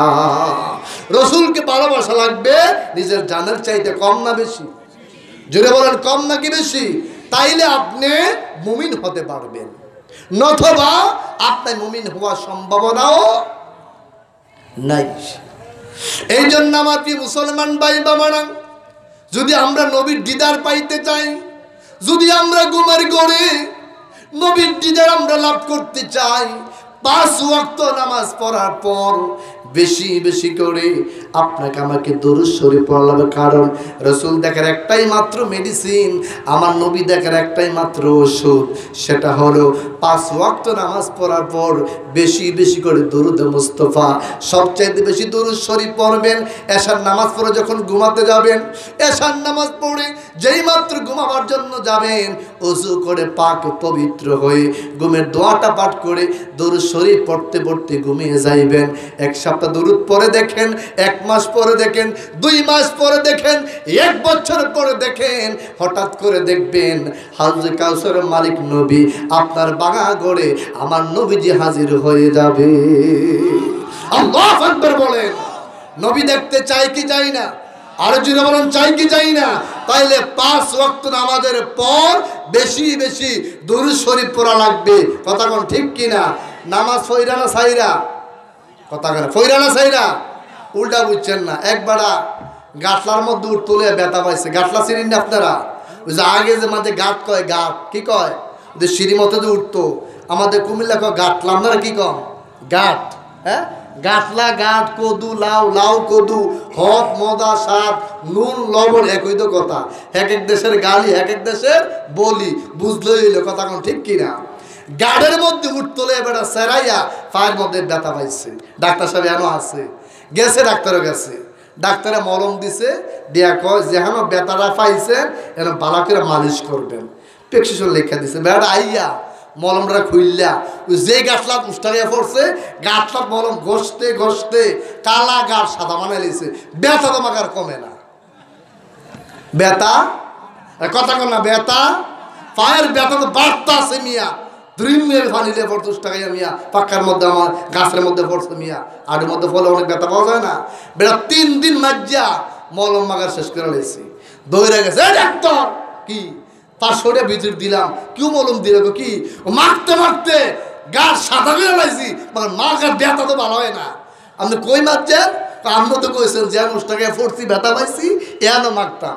আরে ব্যাক কর, তোর কাছে তোর ফাওয়াতে ব্যথা পাইছ এনো তোর মারতি কইছি, তোর কইছি গাছর মারতি। এই যে হতে লাও তোরকে গাছা মারতে গেছিলাম, তোর কইছি যেন ব্যথা পাইছে হাড়ুর মধ্যে এনো মারতা। ও যদি উল্টা ফাল্টা বুঝি কাম হইব নি, কথা না কাম হইব নি। এখন নামাজ ছাড়া দুরূদ শরীফ পড়ে কাম হইব নি? আগে নামাজ লাগবে। কি লাগবে? নামাজ। নামাজ আছে আপনার জীবনে সব কিছু আছে, নামাজ নাই আপনার কোনো কিছুই নাই। কথা ঠিক কিনা? এই জন্য আমার কি মুসলমান ভাইরা 5 ওয়াক্ত নামাজ পড়বেন। 5 ওয়াক্ত নামাজ আদায় করার পর বেশি বেশি করে আমার নবীর উপরে দরুদ শরীফ পড়বেন। যে মানুষটা বেশি বেশি করে দরুদ শরীফ পড়বে, আমার নবীজি বলেন কিয়ামতের কঠিন মুসিবতের ময়দানে ওই উম্মতগুলোকে শাফায়াত করে আমি রাসূল জান্নাতের মধ্যে নিয়ে যাব। আফিয়া মুসলমান ভাই বাবারা, দুরুদের একটা কিতাব লিখেছেন আল্লামা হাজী সুলাইমান জাদুলি রহমাতুল্লাহি আলাইহি। ওই কিতাবটার নাম হলো দালাইলুল খায়রাত। ওই কিতাবের মধ্যে 750 দুরুদ সম্পর্কে আলোচনা রয়েছে। আমার প্রিয় মুসলমান ভাই বাবারা, আল্লামা হাজী সুলাইমান জাদুলি রহমাতুল্লাহি আলাইহি ওই দালাইলুল খায়রাত কিতাবের মুকদ্দমার মধ্যে একটা ঘটনা উল্লেখ করেছেন। তিনি এই দালাইলুল খায়রাত দুরুদের কিতাবটা তিনি কেন লিখলেন? তিনি বলেন, আমি আল্লামা হাজী সুলাইমান জাদুলি রহমাতুল্লাহি আলাইহি একটা সফরের মধ্যে রওনা করলাম। আমি যেই মাত্র মক্কার মধ্যে চলে গেলাম, আমি সেখানে গিয়ে দেখলাম জোহরের নামাজের ওয়াক্ত হয়ে যায়। তিনি বলেন, আমার ওযু ছিল না নামাজ পড়ার জন্য, ওযু লাগবে নামাজ আদায় করার জন্য। আপিয়া মুসলমান ভাই বাবারা, আল্লামা হাজী সুলাইমান জাদুলি রহমাতুল্লাহি আলাইহি মক্কার জমিনে আজ থেকে 900 বছর পূর্বে পানি সন্ধান করতে করতে দেখলেন পাহাড়ের নিচের মধ্যে পানির একটা নহর পাইলেন, পানির একটা কূপ পাইলেন, পানির একটা গর্ত পাইলেন। তিনি তাকিয়ে দেখলেন সেখান থেকে পানি উত্তোলন করতে গেলে একটা রশি লাগবে, পাত্র লাগবে এবং তিনি একটা বালতি লাগবে। তিনি চিন্তায় পড়ে গেলেন, এত গভীরের মধ্যে পানি দেখা যায়, আমি সেখান থেকে কেমন করে পানি উত্তোলন করব, আমি কেমন করে ওযু বানাবো, আমি কেমন করে জোহরের সালাত আদায় করব। আফিয়া মুসলমান ভাই বাবারা, সঠিক মাসআলা হলো যদি আপনি এলাকার মধ্যে পানির সন্ধান না পান, আপনি তায়াম্মুম করে আপনি ওযু করে নামাজ আদায় করতে পারবেন। যদি আপনি পানির সন্ধান পান, তায়াম্মুমের বিধিবিধান সেখানে চলবে না। আফিয়া মুসলমান ভাই বাবারা, আল্লামা হাজী সুলাইমান জাদুলি রহমাতুল্লাহি আলাইহি ও আপনার হঠাৎ করে পাহাড়ের দিকে নজর করে দেখলেন পাহাড়ের মধ্যে ছোট্ট একটা কুঁড়ার ঘর দেখা যায়। আল্লামা হাজী সুলাইমান জাদুলি রহমাতুল্লাহি আলাইহি পার বেয়ে সেখানে মধ্যে গেলেন, গিয়ে ঘরের দরজার সামনে দাঁড়িয়ে সালাম দিলেন, আসসালামু আলাইকুম ওয়া রাহমাতুল্লাহি ওয়া বারাকাতুহু। সালামটা দেওয়ার সঙ্গে সঙ্গে ওই কুঁড়ার ঘরের ভিতর থেকে 7 মতান্তর 9 বছর একটা কন্যা সন্তান সালামের জবাব দিলেন, ওয়ালাইকুম আসসালাম ওয়া রাহমাতুল্লাহ। আল্লাহু আকবার বলে। আফিয়া মুসলমান ভাই বাবারা, আমার নবীর সুন্নত হলো কারো ঘরের মধ্যে ঢোকার পূর্বে আগে সালাম দাও। আল্লাহু আকবার বলেন। কি দাও? সালাম দাও। আপনারা বলেন সালাম শব্দের অর্থ কি গজব না রহমত? আর জোরে রহমত। এখন আমরা যখন কোনো মুসলমান ভাইয়ের ঘরে যখন আমরা প্রবেশ করি, আমরা কি সালাম দেই? কথা কম দেই? আয়া ডাক দে, কুদ্দুস ভাই, ও কুদ্দুস ভাই, ও সেলিম ভাই, ভাই তা আসেননিও। একজন কাউ নাই দো, ভাবি আসেনি ভাই, ভাবির চাইয়া যাই আছেন একদম জোরে করে নাউজুবিল্লাহ। কুদ্দুস ভাই নাই, রহিম ভাই নাই, তুমি ফিরা না যাই বা তুই ভাবি চাইতে দাও কিতা, এটাকে যায় না যায়? কথা কয় না যায় তো। রহিম ভাই যেহেতু নাই, কুদ্দুস ভাই যেহেতু আইসি, একটু ভাবিলেও কথাবার্তা কইয়া যায়। এমন বেকুলে মানুষ আছে না? আরে কথা না আছে না? ভাবি দেখার তো তোমাকে অনুমতি দেওয়া হয় নাই। আরেকবার বোতল কি লেগে দেখবা, এটা দেখা হালাল না হারাম? আরে কথা বল, হালাল না হারাম? হারাম। যেই ঘরের নারীগণ পর্দা করে না, যেই ঘরের বিবি পর্দা করে না ওই ঘরে আল্লাহ রহমত নাই। তুমি বিবির জন্য তোমাকে জাহান্নামে যাওয়া লাগবে, কারণ আপনার বিবিকে, আপনার স্বামী ঘরের অভিভাবক, আপনার বিবিকে, আপনার মেয়েকে, আপনার মাকে পর্দা রাখার দায়িত্ব আপনার আমার। কথা কোন ঠিক কিনা? গড়া ঠিক, সব ঠিক। আবিয়া মুসলমান ভাইরা, যেই মাত্র হাজী সুলাইমান জাদুর রহমাতুল্লাহ আলাইহি যেই মাত্র সালাম দিলেন, 9 বছর একটা কন্যা সালামের জবাব দিয়ে বললেন, তাল মুশকিলা, আপনার কি সমস্যা? তিনি কো, মা আমি একজন মুসাফির, আমার নাম হাজী সুলাইমান জাজুনি রহমাতুল্লাহি আলাইহি। মা আমি এখন ওযু করতে পারি নাই রে মা, এখন জোহরের সালাত আদায় করতে পারি নাই। ও আমার মা, আমার ওযু নাই, ওযু করার জন্য রে মা পানি খুঁজতে খুঁজতে দেখলাম পাহাড়ের নিচের মধ্যে একটা পানির নহর পাইলাম, একটা পানির কূপ পাইলাম রে মা। সেখান থেকে পানি তুলতে গেলে মা রশি লাগবে, পাত্র লাগবে, বালতি লাগবে রে মা। একটু রশির ব্যবস্থা করে দাও, একটু পাত্রের ব্যবস্থা করে দাও, কূপ থেকে পানি উঠাইয়া আমি ওযু করে রে মা আমি জোহরের সালাত আদায় করব। ওই মুহূর্তের মধ্যে ওই 9 বছর মেয়েটা বললেন, হুজুর হুজুর আপনার কথা আমি আমার বাবার জবান থেকে অনেক শুনেছি। ওগো আল্লাহর ওলি সুলাইমান জাজুলি রহমাতুল্লাহ, আপনি শুনেন, আপনি আমার সাথে চলেন। ওই কূপ থেকে পানি তুলতে গেলে রশি লাগে না, পাত্র লাগে না, রশিবিহীন পাত্রবিহীন আমি আপনাকে পানি উত্তোলন করে দেব। আপনি ওযু করে আপনার জোহরের সালাত আদায় করবে। আল্লাহু আকবার বলে। আবিয়া মুসলমান ভাইরা, ওই মুহূর্তের মধ্যে মেয়েটা পর্দা করে বের হয়ে গেলেন। আল্লাহু আকবার বলেন। আমাদের বাংলাদেশে পর্দা আসেনি, কথা কয় না। বেল হুজুর ভাত খেয়ে টেজো আইছেন নি, নাহলে ভাত খানা বন্ধ হয়েছে কি? হুজুর ভাত খেয়ে আসেননি ভাই, বয়ার কারণ নাই, আমি খাইয়া টেজো আইছি আলহামদুলিল্লাহ বলেন। আর ভাত খানা লাগবে না, ঠিক নেই? ঘরের মহিলা আমাদের বর্তমানে পর্দায় থাকে না, স্বামীর কাছে বাচ্চা দেয়, তুমি এটালে ঘর খেলাও আর 2000 টাকা দাও, 5000 টাকা দাও, আমি মার্কেটে ঘুরাই। এমন বউ আসেনি? আরে কথা কোন আসেনি? আবার এমনও বউ আছে দেখছি, বাচ্চারা স্বামীর কান্দে দিয়া ব্যাগটা স্বামীর আত্ম দৌড়াইয়া বেডি দোয়ানো দোয়ানো ঘুরে, আসেনি? আর বেড়া বেডি আপনার পেছনে পেছনে হাঁটবে, কুত্তার মতো ঘুরে, আছে না?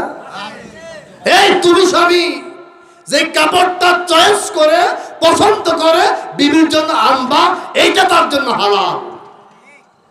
বিবি পছন্দ করে কিনবে, মার্কেটে যাবে, পর্দাবিহীন দায়ুস হয়ে যাবে। রাসূলুল্লাহ বলেছেন, আদ-দায়ুসু লা ইয়াদখুলুল জান্নাহ, যে মহিলা দায়ুস হয়ে যাবে ওই মহিলা কোনোদিন কখনো আল্লাহর জান্নাতে ঢুকবে না। চিৎকার মেরে বলুন নাউযুবিল্লাহ। বর্তমানে বাংলাদেশের মধ্যে পর্দা, কথা না, পর্দা আমাদের মারা পর্দা করে না, আমাদের বিবিরা পর্দা করে, আমাদের মেয়েরা পর্দা করে। বর্তমানে পোশাক কমাইতে কমাইতে কমাইতে কমাইতে কমাইতে কমাইতে নাস্তিকের বাচ্চারা, ইহুদির বাচ্চারা ইসলামের ভিতরে এমন পোশাক ঢুকাই দিয়েছে যে পোশাকগুলা পরলে যেই, না পরলে এই। কথা কোন ঠিক কিনা? ইফতিজিত রাস্তাঘাটের মধ্যে এমনিতে হয় না। আপনি মাছ কিনেছেন, ঘরের মধ্যে বিড়াল আছে, আপনি জানেন, মাছ এনে আপনি কেন সেফ জায়গায় রাখলেন না? মাছ কিনে, গুস্তু কিনে আপনি না ভালোভাবে ঢাকনা দিয়ে রাখলেন না, এটা বিড়ালের দোষ নয়, আপনার দোষ। কথা কোন ঠিক কিনা? আপনি মা, আপনি আমার বোন, এমন পোশাক কেন পরবেন যে পোশাক পরে রাস্তা দিয়ে হাঁটলে 70 বছরের বিদ্যা বাড়া হইয়া যায়? এই পোশাক কেন পরবেন? এই পোশাক পরা হারাম। পোশাক পরা কি হারাম, মনে রাখবেন। এখন তো অনেক ডিজাইনের আপনার ফ্যাশন বোরকা বার হয়েছে, যেগুলা পরলে না পরলে একই, পুরা গায়ের বডি দেখা যায়। কথা ঠিক কিনা? বোরকা কথা ছিল ডিলে ডালা, কি ছিল? ডিলে ডালা, যাতে তার বডিটা যাতে না বোঝা যায়।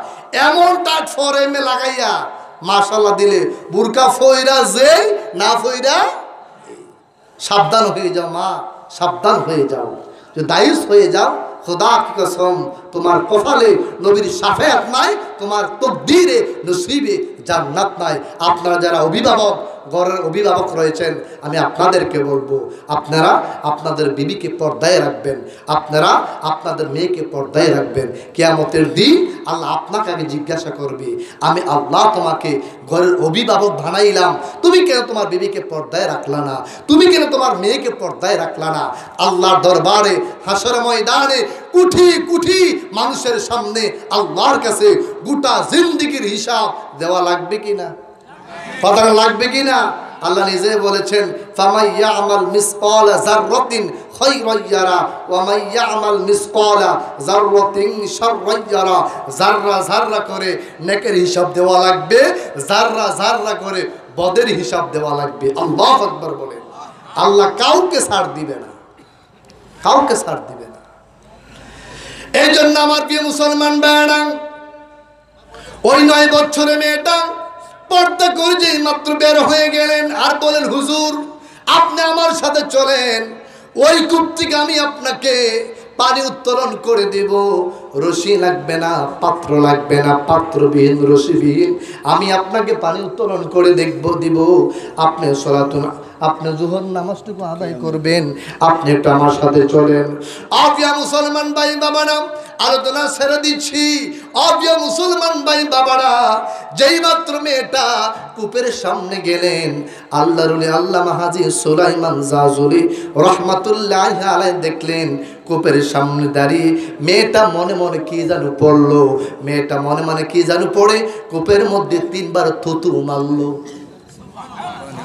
আপিয়া মুসলমান ভাইয়েরা, মেয়েটা মনে মনে কি যেন পরে কূপের মধ্যে থুতু মারলো। থুতু মারতে দেরি আল্লাহর ওলি আল্লামা সুলাইমান জাজুলি রহমাতুল্লাহি আলাইহি দেখলেন এত গভীরের পানি মুহূর্তের মধ্যে পার বেয়ে বেয়ে পড়তে শুরু করলো। মেয়েটা ডাক দিয়ে বললেন, ওগো আল্লাহর ওলি সুলাইমান জাজুলি রহমাতুল্লাহি আলাইহি, হুজুর আপনি জলদি করে আপনি ওযু করেন, আবার জাগার পানি আমি জাগার মধ্যে নিয়ে যাব, নতুবা পুরো মক্কা শহরটা পানি তলিয়ে যাবে। ওই মুহূর্তের মধ্যে আল্লাহর ওলি সুলাইমান জাজুলি রহমাতুল্লাহি আলাইহি ওযু করলেন, মেয়েটা আবার কূপের মধ্যে 3 বার থুতু মারলেন, আবার জাগার পানি জাগার মধ্যে চলে যায়।